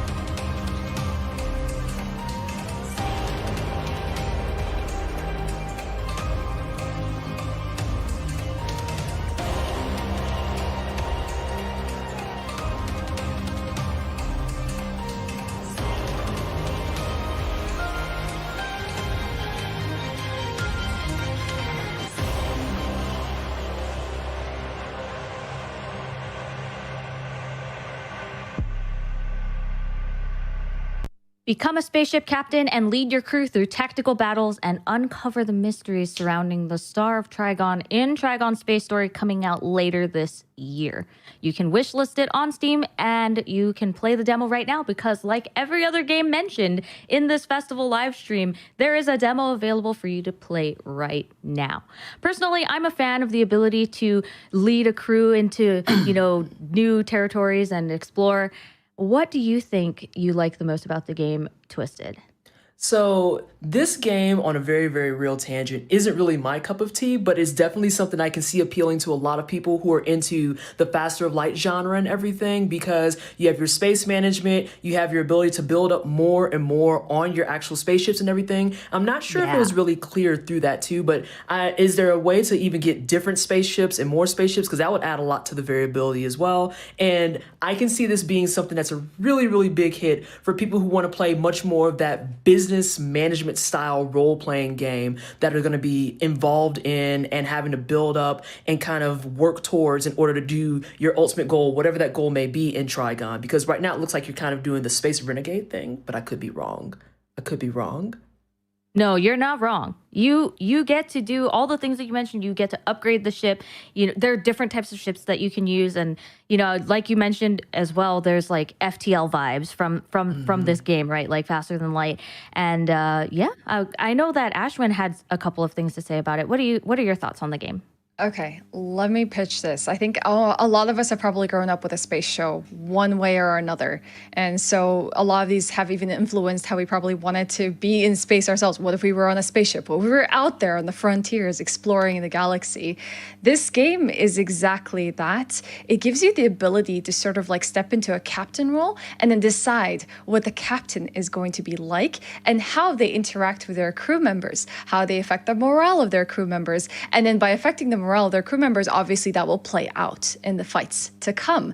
And so like think of it kind of like a captain of a spaceship simulator where you get to role play the kind of captain that you want to be. And the really nice thing about this, and like you said, it's a nod to like FTL and the safe space management of things, it's a lot cleaner of a UI. You're not bombarded with so much information at first. It's all things that you can come into. It's very approachable. It's very clean, which might help make it a more immersive game overall, and just allow us to feel like we can sort of influence how we want our captain to play things out. And there's 4 different races. The universe is inhabited by 4 different races, so that's really exciting. Just to see where your decisions lead you to. And it's not just about the randomly generated galaxy and the spaceships that you can upgrade, but those pivotal decisions that you'll make as a captain in your spaceship. I never thought about that before. Yeah, it's got some real big Paragon Renegade energy, and it's like, are you the cool space captain or are you that space captain? Right. I know, it makes me think of like, I never thought about it as, do I want to be like Nathan Fillion from Firefly, or am I being a Captain Kirk or something? Like how am I going to control this? And for me, this is the kind of game that is perfect for me when I need like a chill day, like an off-stream game that I can just totally like focus on and have a fun distraction for the day and lose myself in. And I think that like that's what I would do with a game like this one for sure. Awesome. Cool. Well, we have a lot of RPGs available to try out now. If you're interested in managing your own team, being the Captain Kirk of your own crew, go ahead and check out Trigon Space Story. But we have another game, and we have some great gameplay in store for you as well by Ashwin. Let's take a quick look at Chris Tales with some live commentary from us. Oh, yeah. Yeah, so set us up a little bit. The record. I know Twisted is already exciting. I can't contain it. But why don't you set us up a little bit for how recording this went? Well, it was really great. You jump right into the game, and as you notice, you're right in combat. At playing as an incredibly stylish girl known as Crispell, she wields a longsword, two-handed, and she has a little frog companion wielding a little bit of a top hat here. His name is Matthias. Instantly launched into a fight sequence, so that's great. It's like, right off the ground running, you're fighting what seems to be a pair of goblins and sort of getting a feel for the game. Pretty straightforward in terms of like attacks, and different skills patterns that you have. And you're joined by a companion called Christopher, kind of comes out of nowhere. And you start to realize, well, this is a party game. You can have members as a part of your party to take on these various enemies. Incredibly, these two, our first boss that we kind of see, the Volcano Gals. Incredible personalities. And one of the first things that jumps out at me, other than just the combat, is the voice acting. Yes! I was hoping you would mention the that. voice acting. I was so excited when Crystal first talked and and there was voiceover. I was like, yes! Yes! It's What wild. jumped out at me? Oh, sorry. Go ahead. I was gonna say, well, the big thing with the voice acting that got me is the fact that the entire game is going to be voice acted. Like every single person, like they really bought in the big guns for all of this. And then what were you going to say, Hobbs? I didn't mean to cut you off. Oh no, it's totally fine. I mean, that's the nature of doing these online, right? But I totally noticed immediately. I think it's fun when we all notice different things. I noticed the animations in this game. There's no animation that's like phoned in, you know, where you're just kind of sliding across the screen or whatever. It's everything looks like it has a ton of character to it, and you can tell that they had a very big key point of nailing those animations, and I think they did just that, whether it's in these cutscene sequences like we're seeing now or in the actual gameplay when you choose an attack and you see that little like glimpse of the character attacking. I just thought every animation looked really cool. Yeah, I wanted to take a moment to like kind of jump in as well and talk about just the art style in general. The aesthetic is fantastic because it has kind of like that combination of cell shading, but then it also has kind of like that paper cutout style that's really, really intricate and well put together. And it just has such a good cohesive feel to it. And you can see the personalities of everybody coming through, even in just their designs. Like the biggest thing for me personally was the art. Like I love, love, love how this game looks. I think it looks beautiful. Go ahead, Ash. No, I was just like the whole time. Yeah, no, it's okay. I think we're all really excited about Chris Tales here. So yeah, the music really complements the art style as well. So you really feel like yourself so drawn to this game. So does someone want to take a moment to talk about like the 3 slices that we have going on here and some of the mechanics that's going on with that? Because I think that's really pivotal to the gameplay as well, because it deals with time travel, but it's not nearly as like dynamic as I just said it. It's a lot more straightforward. Yeah, I would love an explanation of that because all I've seen is this gameplay and the trailer myself, and time splitting mechanics are the most mind-boggling things in games, but usually, like in this case, it looks like in the best way, it kind of works out to be like that. So yeah, please, somebody let us know. I will definitely be able to talk about it and probably even twist it. But basic combat right off the bat, but then you walk into this cathedral and you realize you have powers. And these powers, as you see the viewfinder, it's a little bit of a triangle view that you get here. On the left, you start to realize everything on the left of the viewfinder is the past. Everything on the right of the viewfinder is the future, and everything within the triangle is the present. And you have abilities called, I can't remember right now what they're exactly called, but they're time powers that allow Crispell to see possible futures. And with the help of her companion, the frog, Matthias, he can jump into the past and reveal it for you. So like as you're walking in the world, you can like decide to jump into the past, or you can jump into the future and decide to see what the future looks like. So in this combat right here, Crispell is about to jump into the past, which makes this goblin young, which gives her an advantage in that combat. And she can also go into the future, which makes the goblins older, which means they're more vulnerable to specific things. Also really interesting to know, and it took me a really long time to realize when I was walking around the world, is that all of this is in real time. So as you're walking around as Crispell with these powers, you can see how the city looked like in the past and in the future and in the present all at the same time. And that's wonderful. Yeah, that's cool. I love what you do here in this combat encounter about how if you hit them with water here, it will get the shield wet, right? Because they've been putting up the shield. But then jumping into the future actually rusts the shield. And that just being, I think that's like one of the very few mechanics we've seen, interactions we've seen with the time jumping. And I know that they must have a bunch more in that same toolbox, which is really, I feel like it'd be really exciting to just discover more and more ways to use that to speed up these encounters. I think Yeah, another in the chat. Oh, go ahead, Sibi. Oh, sorry. Thank you. In the chat, Orny said this is really a labor of love, and it shows. And I totally agree. Just like all the mechanics are very well thought out, the graphics are great. Watching Matthias go into the past and be like a half tadpole, and then be in the future and be like kind of like a bigger frog. Like, I love that. And I think one of the other things, no, you're fine. I was gonna say with the time mechanics too, something else that's really interesting is that time mechanic isn't just for battle. You use that for your actual side quests and everything too. So as you're walking around town, and this is like the RPG player's labor of love, walking around trying to decide what side quests you want to do, you can go back to the past to see what caused an issue that might be going on. And you can also hop in the future to get a glimpse of the outcome if you choose to actually fix it or actually just completely ignore it. So it gives you that kind of outcome to kind of figure out, okay, well, do I need to handle this right now, or do I need to go ahead and look at something else to do? Because you can still like de-age people that are in the town, bring them back down to their childhoods and everything, and talk to them to get some insight, or you can even look at it in the future and then get feedback from them and see how bad is this future outcome. And it also starts gating off things too, depending on those decisions that you make. So the time mechanic, I think, is really, really cool, and it's really dynamic. Yeah, that's super neat. I hadn't thought about being able to see the outcome of how you helped that person. Like maybe you did make the wrong decision there, the wrong call, and being able to see that before you make it. Like that's really, really weird and really cool and intriguing. And I guess I'll have to download the demo and then find out exactly what that means for some of these side quests. Yeah, it's a really strong demo. I highly recommend it. I've played it twice through. Please help me. Oh, you played. Go ahead. Will there be a third time? Yes, I will be playing it again. It's been wishlisted for a while, a long while. Play Chris Tales.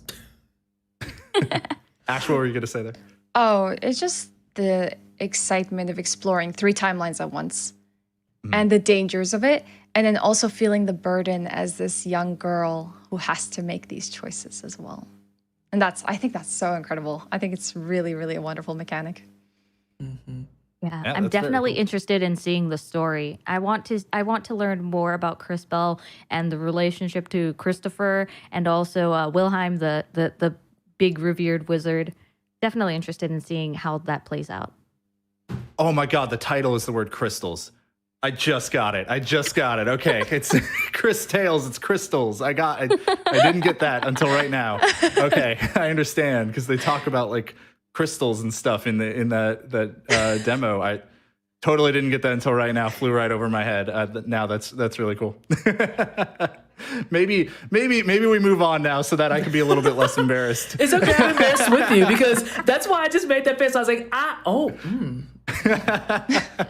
But we have to eventually move on from Chris Tales. You all don't have to if you don't want to. You can go to the Steam store, go download the demo, try it yourself, wishlist it so that you can know when the game fully comes out. And, buy it, play the full thing, and tell all your friends. But we're going to move on now to another trailer here. We have a trailer for Frontier Hunter, Urza's Wheel of Fortune.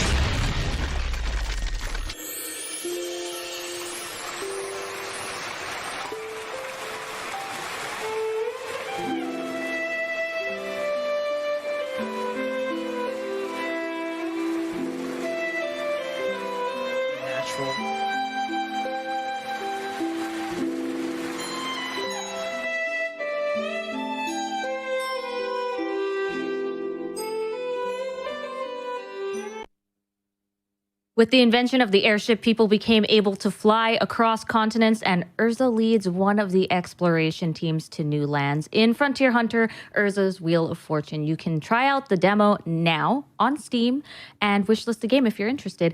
One person I will definitely name, whose name is Sent in production, said that he was super excited for this game, but he wanted to proxy through Twisted, who will go ahead and talk about the game. Twisted, tell us a little bit more about Frontier Hunter, Urza's Wheel of Fortune. So beyond the usual trope of having too many words in the title, it definitely looks like a fun RPG that I'm going to be getting into immediately, if not sooner. I especially like the aesthetic of it, but then on top of that, it reminds me a lot of, people are kind of mentioning this in chat as well, it reminds me a little bit of Lodos War Dietlit, or some of the games that you see from NC Creates like Toho Luna Nights, in that it has a little bit of that bullet hell aesthetic, but it also has kind of that adventure styling, and you're just doing the 2D side scroll, gonna jump around, beat up stuff, and just be real big anime hours. But then the RPG parts of it is that you still are building your character and trying to make them stronger and more powerful and do more with magic.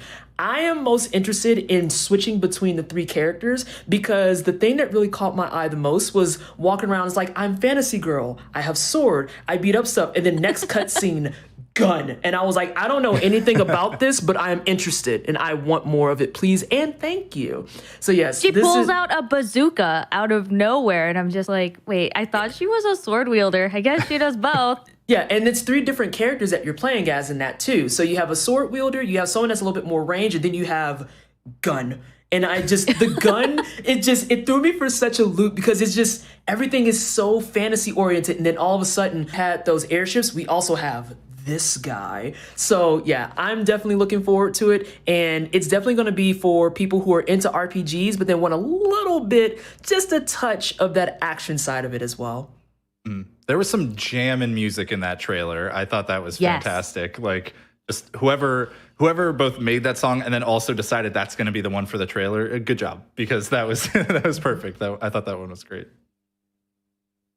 Ash, what are your thoughts? I actually really just enjoyed the variety of like the combat that you have, like the different kinds of party members that you could just switch out to. You're like, okay, I'm encountering these enemies now that like suddenly are using frost against me. Like, what am I going to do? Like, this character just doesn't seem to have the abilities to deal with it. So you swap out and you're like, okay, let's tackle this from like a different approach. And the quick swap between those is so natural and so nice. It just makes it kind of, I feel like I'm a kid again and I'm playing through 2D side scrolls and just like clearing waves and waves of enemies, and then at my own style and my own pace. And I think that's really great. And just keep throwing them at me. I'll just keep finding new ways to beat down the enemies. Right. On the fly character swapping, it can always lead to just so much variety in the way that you handle, like you said, I think it's almost more interesting the way you handle enemy mobs and stuff than the boss encounters at times, because because if they give you a bunch of enemies to attack, you're gonna want to mix it up. You don't want to just sit there and just, mash one button and keep attacking. You're gonna want to mix up and see what you can do, how stylish you can be, and maybe how efficiently you can get through them so you can get to that next boss encounter, or what have you. So I think that's really cool too. Really awesome, excited cool. about Well, it. I do think that closes out our RPG genre. If I'm reading this time, I do believe that is the end of our RPG genre, which also means that we unfortunately have to say goodbye to Ashwin and Pleasantly Twisted. Ladies, thank you so much for all of your great insight and for your great gameplay of Chris Tales, and to see your passion for Chris Tales. It's very infectious. Thank you. Thank you for having us once again. Yeah. Did you have anything that you wanted to say to, I see a lot of fans for both of you in the chat. You have anything you want to say to them, or maybe plug yourself? Tell us about like yourself and anywhere that we can find you. Ashwin, I'll say you go first. This way we don't talk over each other. Okay, perfect. So Ashwin, variety streamer. I recently started diving into the Final Fantasy series, so that's been a really wonderful one to unpack. Also a speedrunner, Dark Souls in particular, and just to my community that always come out to do whatever I am doing and supporting me. Love you all. You're fantastic. But you can find me more on twitch.tv/Ashwin, always unpacking a new adventure and trying something new. And you can find me everywhere as Pleasantly Twisted. Do not put your vowels in twisted because whatever you find, it is not me and I don't know them. I do a lot of RPGs on my channel along with a lot more of the roguelikes and Metroidvania. So some days you might come in and we're playing Final Fantasy VI. Other days you might come in and we're doing Soul Level 1 runs of Dark Souls 3. Sky's the limit. It just depends on the mood and what's going on with the calendar and everything. I also do a lot in terms of writing about games, and then I just did a mountain of coverage for E3. So if you're into watching someone get really geeky about how much the weebs are thriving in E3, definitely check out my content and everything, and then follow me around on all those places and you'll get to see fun stuff and maybe occasionally cats and hairstyles. I heard a lot of Dark Souls and then Metroidvanias. I'm like, all right, I'm sold. I'm gonna check this out later. Well, thank you both again so much for being on. We're gonna move on to our next genre here, which is gonna be the adventure genre. Let's take a look at some of the games that are going on during Steam Next Fest. You can go download the demos right now. Step into the weird and the wild in the latest and greatest adventure games of Steam Next Fest.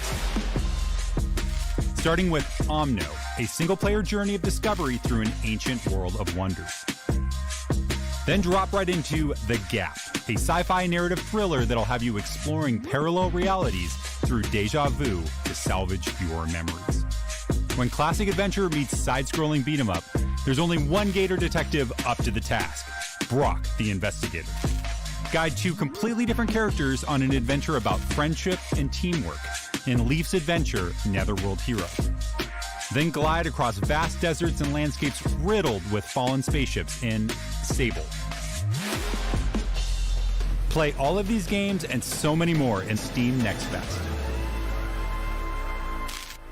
Life is an adventure, and there are plenty of games for you to enjoy. Check out the adventure genre on the Steam Next Fest page on the Steam client and enjoy some fantastic adventure games. Here to talk with us about some of these adventure games are Spike. Sorry. Excuse me. We have Spike. I know. I make people breathless as well. I get it. I understand. I looked at Spike and I haven't seen him.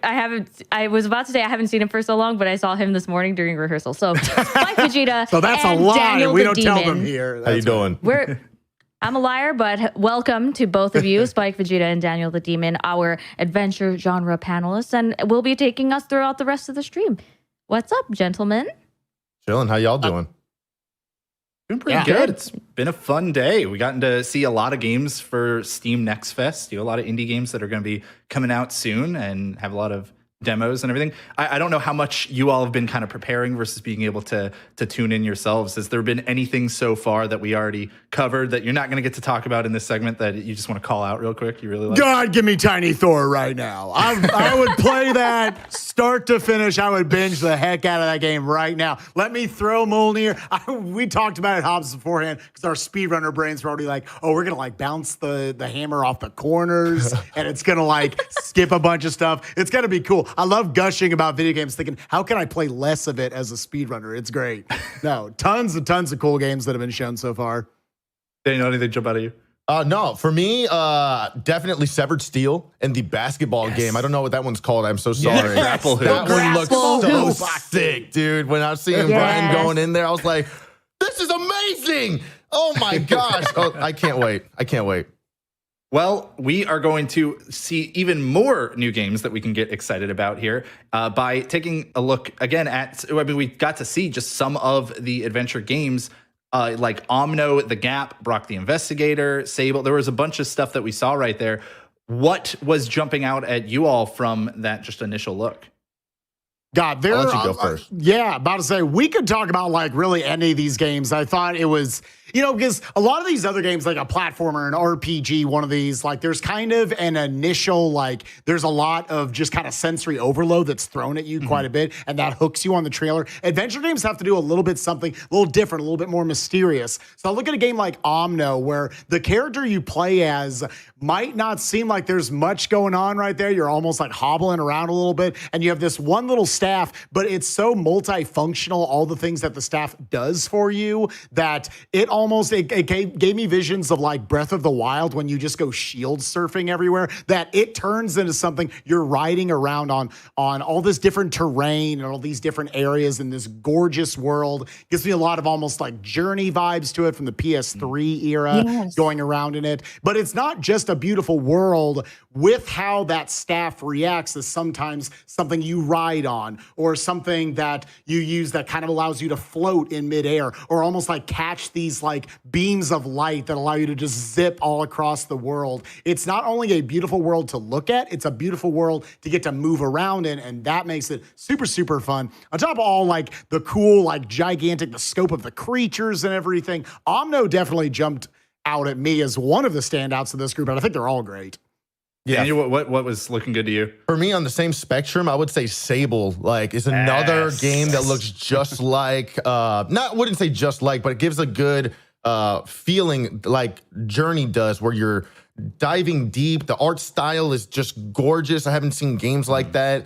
It's very drawn. I love the music, especially for the trailer. The music for the trailer just makes me want to cry. It's so good. It's in a sci-fi futuristic world, almost post-apocalyptic. It's very, very, very, I don't know, it's like relaxing yet very eerie. I love it. It gives me also a very Gris feeling. I don't know why, but it does. It's really cool. And then I know, sorry. No, I see that. I was just agreeing with you. Yeah, you were going to say. Oh, I was just going to say, I can't wait to check it out because I know you can download the demo right now. So I want to definitely be able to play that soon. Sable is, I will try to restrain myself because I could go on about this for a while, but I want to know what that art style is called. I don't know what it is, but if that game had just been like 2D, for example, I don't think that the art style would have jumped out at me quite as much. But as soon as we got that camera angle change, like where we saw the speeder moving along from the side, and we could see this really edge highlighted art style in full 3D and some camera work that clearly shows that the devs knew what they were doing with that in order to use that to the best effect. I thought that was just a really great moment. It really gripped me. And I almost don't even want to play the game. I just want Shedworks to just go make a movie in that style and just go watch it. I'd watch it. Let's go. Midnight showing. Let's do it. Exactly. But I'll have to settle for playing the game. I know there were more, though, than just the two we're calling out here. Sumi, what else was good for you? I'm a fan of Leaf's Adventure, Neverworld Hero, because it's a story-driven, cooperative action-adventure game that features two protagonists that are very different, and they're teaming up together. And I'm very, very excited for split-screen co-op, which is something that the devs are putting into the game. I want to sit down with my friends and play some video games, and that sounds like the perfect chill, relax,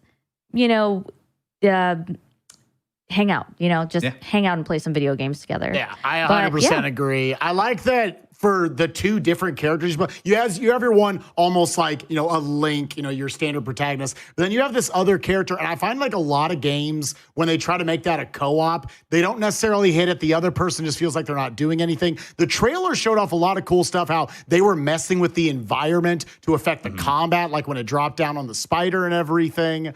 Just like ways that'll help you solve puzzles. I think that is a super, super good couch co-op game. Yeah, the mechanics look sick on the bosses, like where you have to be able to climb up them and stab them in the head and stuff like that. It's just bonkers. I wish we had time to cover all of these games in detail because The Gap and Brock the Investigator both looked really cool as well. Be sure to check them all out. Again, you can go to the Steam client and click on the page or the banner there in the store that shows you the Steam Next Fest event that we got going on all week. You can see a lot of the different games, but we do need to take a look at some of these games more in depth. So let's take a look at a trailer for Metallic Child, new game coming up soon.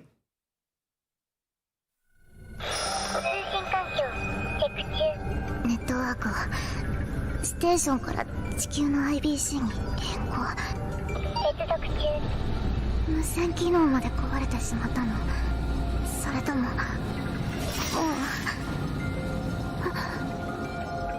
あなたは？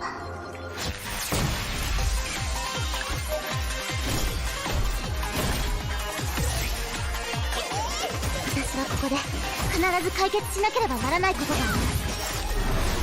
現在は遠隔操作しか受け付けない状態となってしまいます。どうか私のミッションを助けてください。私の行動を妨げるアンドロイドたちです。彼らのコードネームはメタリックチャイルド。人間の需要に応じて作られたアンドロイド。そして私は最初のメタリックチャイルドです。ピノキオは人間ではないという理由で人々からいじめられました。あなたがゼペットだったらどうしたと思いますか？あなたの子供がみんなと異なるという理由でいじめられたとしたら。ごめんなさい。こうするしかありませんでした。たとえあなたが私の立場でもこうしたはずです。あなたを大切にし愛してくれる人のために。 If Metallic Child looks like it's right up your alley, be sure to go try out the demo right now in the Steam store. Now, listen, I am by no means, for anybody who knows me, I am not the anime guy here. So this was never going to like make my short list. But I'll say that suit up sequence with the different weapons, that got me a little curious. I'm not gonna lie. And it's a really bold move to end that trailer on a somber note too. I think that's a weird decision and a very intriguing one. But who had other thoughts on Metallic Child here? I mean, Daniel, you have anything? Yeah. For me, I would honestly just give this genre the chaotic, cute sci-fi hack and slash beat 'em up bullet hell. Like straight up, that is what it looks. It looks like it has an in-depth story, random item distribution. From what I'm seeing, like you said, there has different weapons, which can then give a bunch of numerous amount of combos. I saw that you can use enemies as as shields and be able to throw them at other enemies, which is going to be nuts. What else here? I saw her eating something like an orb. I don't know, and it'd be able to give you core levels. So it seems like there's an upgrading system that'll allow you to become stronger throughout your runs. Tons of upgrades and stuff like that. So I cannot wait to hear more about it. Yeah, I used the old adage earlier when we were talking sensory overload, and that's what this was. There's so much going on in the combat here. It almost gives me almost like a little bit of if Mega Man went isometric and was roguelite, I was seeing a little bit of that there with like the music style and everything, all of the different weapon styles you could go for with the different hammers and different blasters and everything. And the fact that there's also on top of that, by the way, it's also a shooter that you going down hallways and stuff. Lots of upgrade systems. This could have popped up in the RPG section earlier on that you guys were showing. Lots of cool stuff here. Definitely, if you're into roguelites, I would check this one out. I think definitely got roguelite features from or vibes from this game. And like J Hobbs mentioned earlier, I'm very excited to learn more about the story. I love story, I love cutscenes, and I love learning about the characters.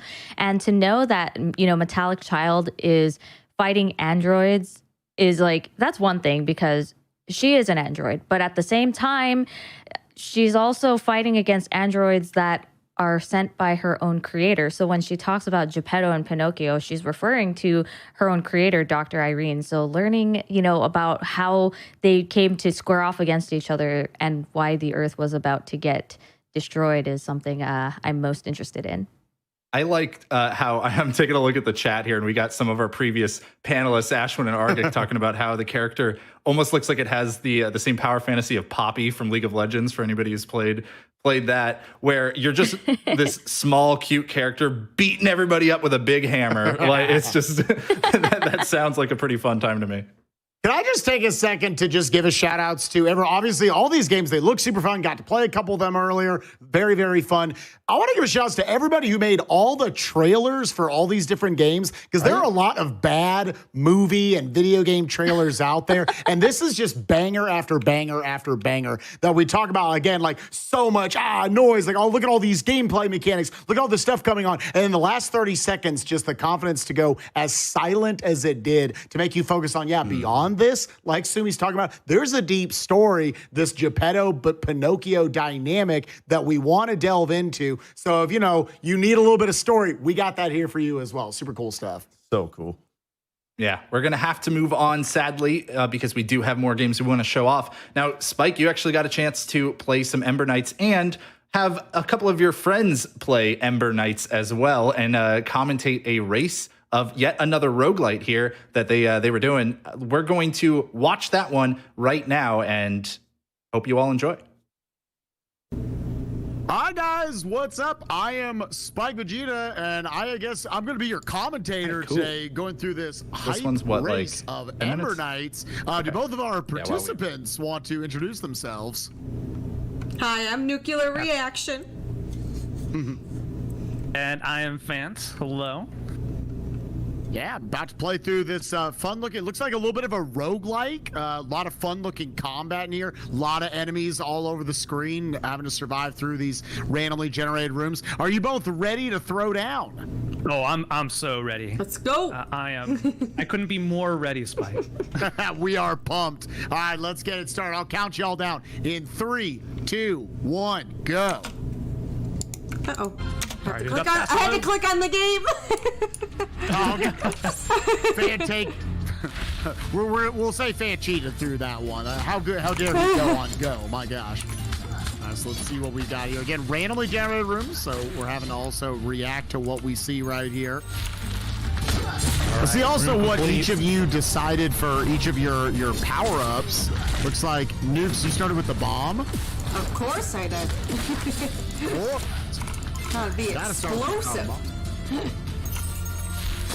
And it looks like Fan, you taken maybe, I think that's the Inferno you took.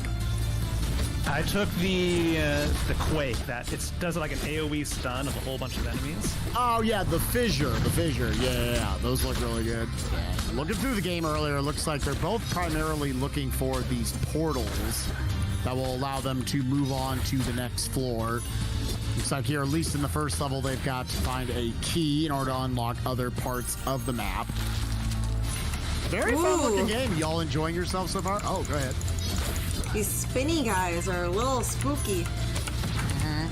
Oh, yeah, a little spicy, like seeing the new enemies right here. See Fant facing some new enemies as well. Oh, a shop. Well, I do not have enough money. Yeah, these big enemies. They hit hard. Oh, they do. They hit hard. I am not doing so great here now. Oh, the spiders are mean. Wow, both these players, you're all clutching it out right now. My gosh, this game doesn't heck around. This is tough. I haven't played too many roguelikes, but man, I'm at 19 HP. This is a lot of fun, though, I have to say. Oh, no! Our first death of the race. Oy. I wonder if as you go through the game, you'll be able to like upgrade any of your weapons and everything. Maybe at least like lower the cooldown on them or something. Whoa, jeez, this game. I'm terrified every single time. All right, here we go. What am I gonna get? Energy Stone for crit damage or Hellfire Core? Killing enemies has a 25% chance to burn nearby enemies. Oh, I found a boss. I found a boss. Bitty boss, Vampire Moth. Oh no. My stun didn't work. And both him and the Vampire Moth sitting there at low health. Oh jeez. That my sucking heart. attack. Oh my goodness. No! Oh! Oh, I needed that. I'm sorry, Fan. Not to celebrate you dying. From a fan standpoint, that was so sad, but from the race's standpoint, that is awesome. I have 37, and I'm not very happy about that, but I think I have to move forward. At the boss. All right, attempt number 2 at the Vampire Moth. Oh my god, that hurt. Reading the different attacks from the Vampire Moth. Got him. Oh, very nice. Vampire Moth is down. Boss 1 down for Fan. Uh-oh. Uh-oh. Get that chicken. Get that chicken. No. No. Oh. They cornered the chicken. Oh, they cornered Perfect the chicken. I'm just terrified at every second because right now I'm in basically one-hit KO mode. Leave. So I'm just like taking my time, gonna use my ability to stun. Oh, there's more of them. It's gonna write a book one day, 4 HP in a dream. Oh, it got me. There it is. Oh my goodness. That's so tough. And then, yeah, I think we're just back to start. One thing I really like what that you can do is you can take that dash attack and you can kind of bake it into your combo. So you can like start with the dash and then immediately go into like a 4-hit combo there. Yeah, exactly. Yeah, I think that's very satisfying. Just watching it, that seems very satisfying to me. I'm a little scared of this vampire moth I have not seen yet. I believe in you, Nukes. You got this. You have to kind of learn what are. There we go. Okay. So we could purchase more power. I am for sure gonna buy that. And heal. I have enough to buy all of these things actually. Good news. Vance sitting here on the boss as well. Vampire Moth down to half health. I am searching everything for some morsel of health. The battle. All right. All right, Got Fan. him. Taking the W over the Vampire Moth. Dropping some health. I just want this to be the urn so bad. I still just love how excited we get seeing the chicken on the ground. Yeah, the chicken's the best part, dude. I needed it. I'm in. It's like in Castlevania, you know, finding the chicken in the wall. Oh yeah. Same vibe. He's like, well, that's probably realistically disgusting, but I'm popping off over it. All right, he is dead. On the first try, both of our players passed the Vampire Moth. A little spicy there. All right. Hey, there's a key. Yeah, this is not a game that wants you to rush through it. It wants you to be slow and methodical and take out all these enemies, having to clear the rooms. You can't exactly avoid combat in this game. You get locked into every room you go into. And the game does not give you a lot of health to work with, so definitely a challenge given to us. Oh, Nuke's taking the death. Oh. I think we'll let, at this point, maybe let Fant finish out his run. I don't think I'll catch up at this point, but... What'd you think overall? What was your experience like? I really want to keep playing this. I'm enjoying it a lot. I'd love to see more. I'd love to play with other people, too. I can, sitting here, there's obviously options for up to 4 players to play. Let's go. Let's go in. Let's see what the first big boss is here. Oh, it's a big boy. Oh, it's huge. The Corrupted Weaver.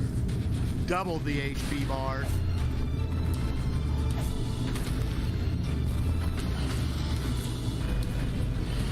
Good tells on the claw swipe, on its AoE, the pillar attack all around it. Still hitless. Oh, this is? Oh, God. Uh-oh. All the babies!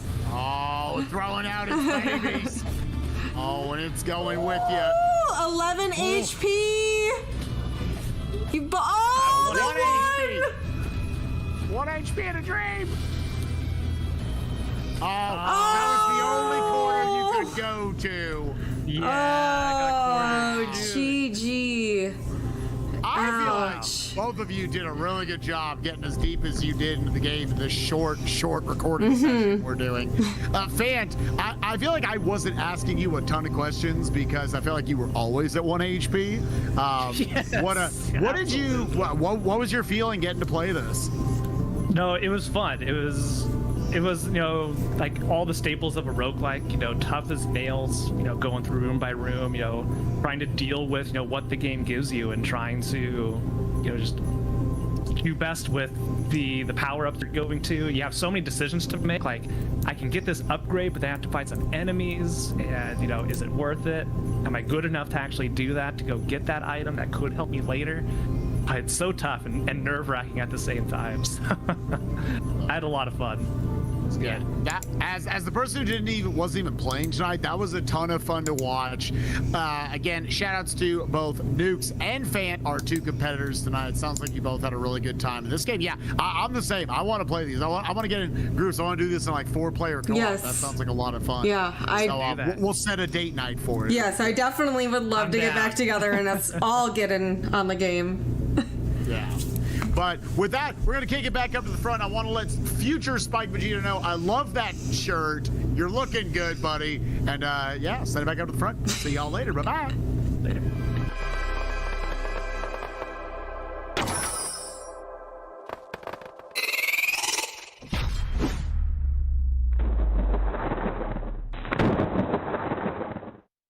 And thank you, Past Spike. Great job. You know what? You had the wonderful shirt that day. Loving the look of the Donkey Kong shirt. And you called the heck out of a great race there of Ember Knights. Obviously, we got to play a little bit of it. I got to play a little bit of the game as well. Super, super fun roguelite. For, Hob, Sumi, Dan, what'd you guys think getting to watch the show? Yeah, Daniel in particular, I want to hear your thoughts first, I think. I'm a huge roguelite fan, and seeing that was spectacular. The art style, the movement, the iframes in there, the fact that you can play with 3 other friends to be able to just battle it out, and that you're different colors and you're all running around. Your little fire wisp is so cute, but it looks extremely hard. And I love games that like just punish you consistently so that you can just feel really rewarding when you finish it. So I'm stoked on this game just from the look of it. I've already added it on my wish list. Just from watching this trailer, I'm excited. Yeah, if you like hard as nails roguelites, it took us an hour and we did not get a clear of the demo of going through that first world. You saw a Fant back there trying to take on that first boss. Came very, very close. But the game, it's tough. Harkens back to a lot of retro games. Doesn't drop a ton of health for you, so you're constantly figuring out how to min-max every room you're in. How do you maximize that damage? And how do you not lose that precious, precious 100 health that you get to start the game with? Very, very fun game. Make sure to check it out. I love games where it's all about reading and reacting to enemy patterns and, dodging and dashing your way around trouble and finding your opportunities to dish out some damage yourself. And it looks like this is right in that same, vein of thinking. I love those kinds of games. Navigating, a maze of randomly generated labyrinths quickly is also interesting from thinking about it in a little bit of a speedrun perspective, like I like to do. So it has a lot going for it. And I've been getting dragged more and more into playing a ton of roguelites because it's such a big genre with a lot of really good games. This looks like a new addition to that.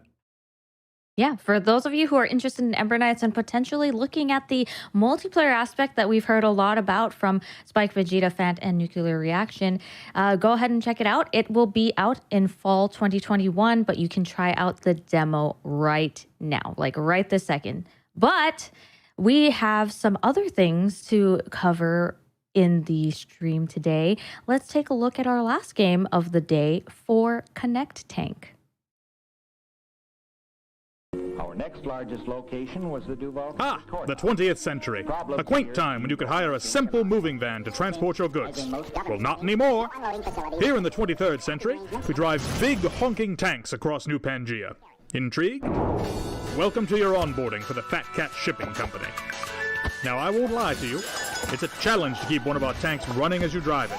It's even harder to do both of those things while firing weaponry at our competitors. That's why our best drivers are handsomely rewarded by me, dashing industrialist and proud capitalist Phineas Fat Cat the 15th. You'll be given access to our company's most sophisticated vehicles, and you'll need them as you drive across scorched deserts, lush forests, and icy tundras. It's a vast world out there, and I sincerely doubt you'll ever have the same journey twice. Though difficult to master, the job is ultimately simple. Connect all of the tank's conveyor belts. Then, craft your ammunition by following the blueprints. Finally, enjoy the simple pleasure of watching your ammo roll down the conveyor belt to be fired at unsuspecting enemies. Congratulations, you've destroyed our competition and made me gobs of money in the process. Want to destroy rival tanks in the company of friends? Be my guest. You can crush our competition with up to 4 other drivers at once. Quite frankly, there are some jobs so tough you'll probably need the help. For instance, Not every neighborhood is pleased to see tanks roll through. Some locals, like those testy broccoli chaps, might try and stop you. Do what you must to make sure our profits are safe. That's enough talk for now. Time to put you to work. Connect Tank is coming soon. If you want to add Connect Tank to the esteemed ranks that is your Steam library, then you can go to the store right now and go download the demo, give it a shot, and add it to your wish list so you can know exactly when the full release comes out. So this game, I think, has a lot going for it here in this trailer. I got some major kind of Behemoth vibes from this. You can feel the influence from a lot of their games, you know, the Castle Crasher and Battle Block Theater games and stuff like that, especially with the humor, I think. And I'm super glad that this game, like a lot of the ones we've seen today, has cooperative multiplayer. I think this is just this game just seems like such a good one for playing in that style. Yeah, I love how hectic the gameplay looks when you're either, I'm not sure how much in that trailer was going on was cooperative play, how much of it was like, you know, against another human or just against the computer. But there's so much going on that you're having to figure out, you know, with the grid-based system down there of getting your different tanks to work right there. And by the way, the biggest thing I'm going to sell y'all in this game, that trailer might have gone back too fast. Go back. There's a tank that looks like a burger. That's going to be my number one selling point for Connect Tank. I know we all missed it. I went back a second time. My God. And it's a beautiful looking burger. Very juicy looking. Yes, the burger. Dude, I read a little bit of the description and went further into it. I saw that the story was actually written by Patrick Baker, the writer of Regular Show. So it's going to be a hilarious story already. I also saw that it's about over 100 missions that you can be able to venture into and try to destroy other tanks while being able to build your conveyor belt, craft ammo, put out fires, try to destroy these broccolis that are attacking you. That's so sick. And just like how you said that there's different tanks, I also read that there's over 70 unlockable tanks. Wow. So there's probably more like nuttiness than just the burger. Are you telling me I could get a burger tank with bacon on it? That would be amazing. Is that what I could do? The Baconator tank.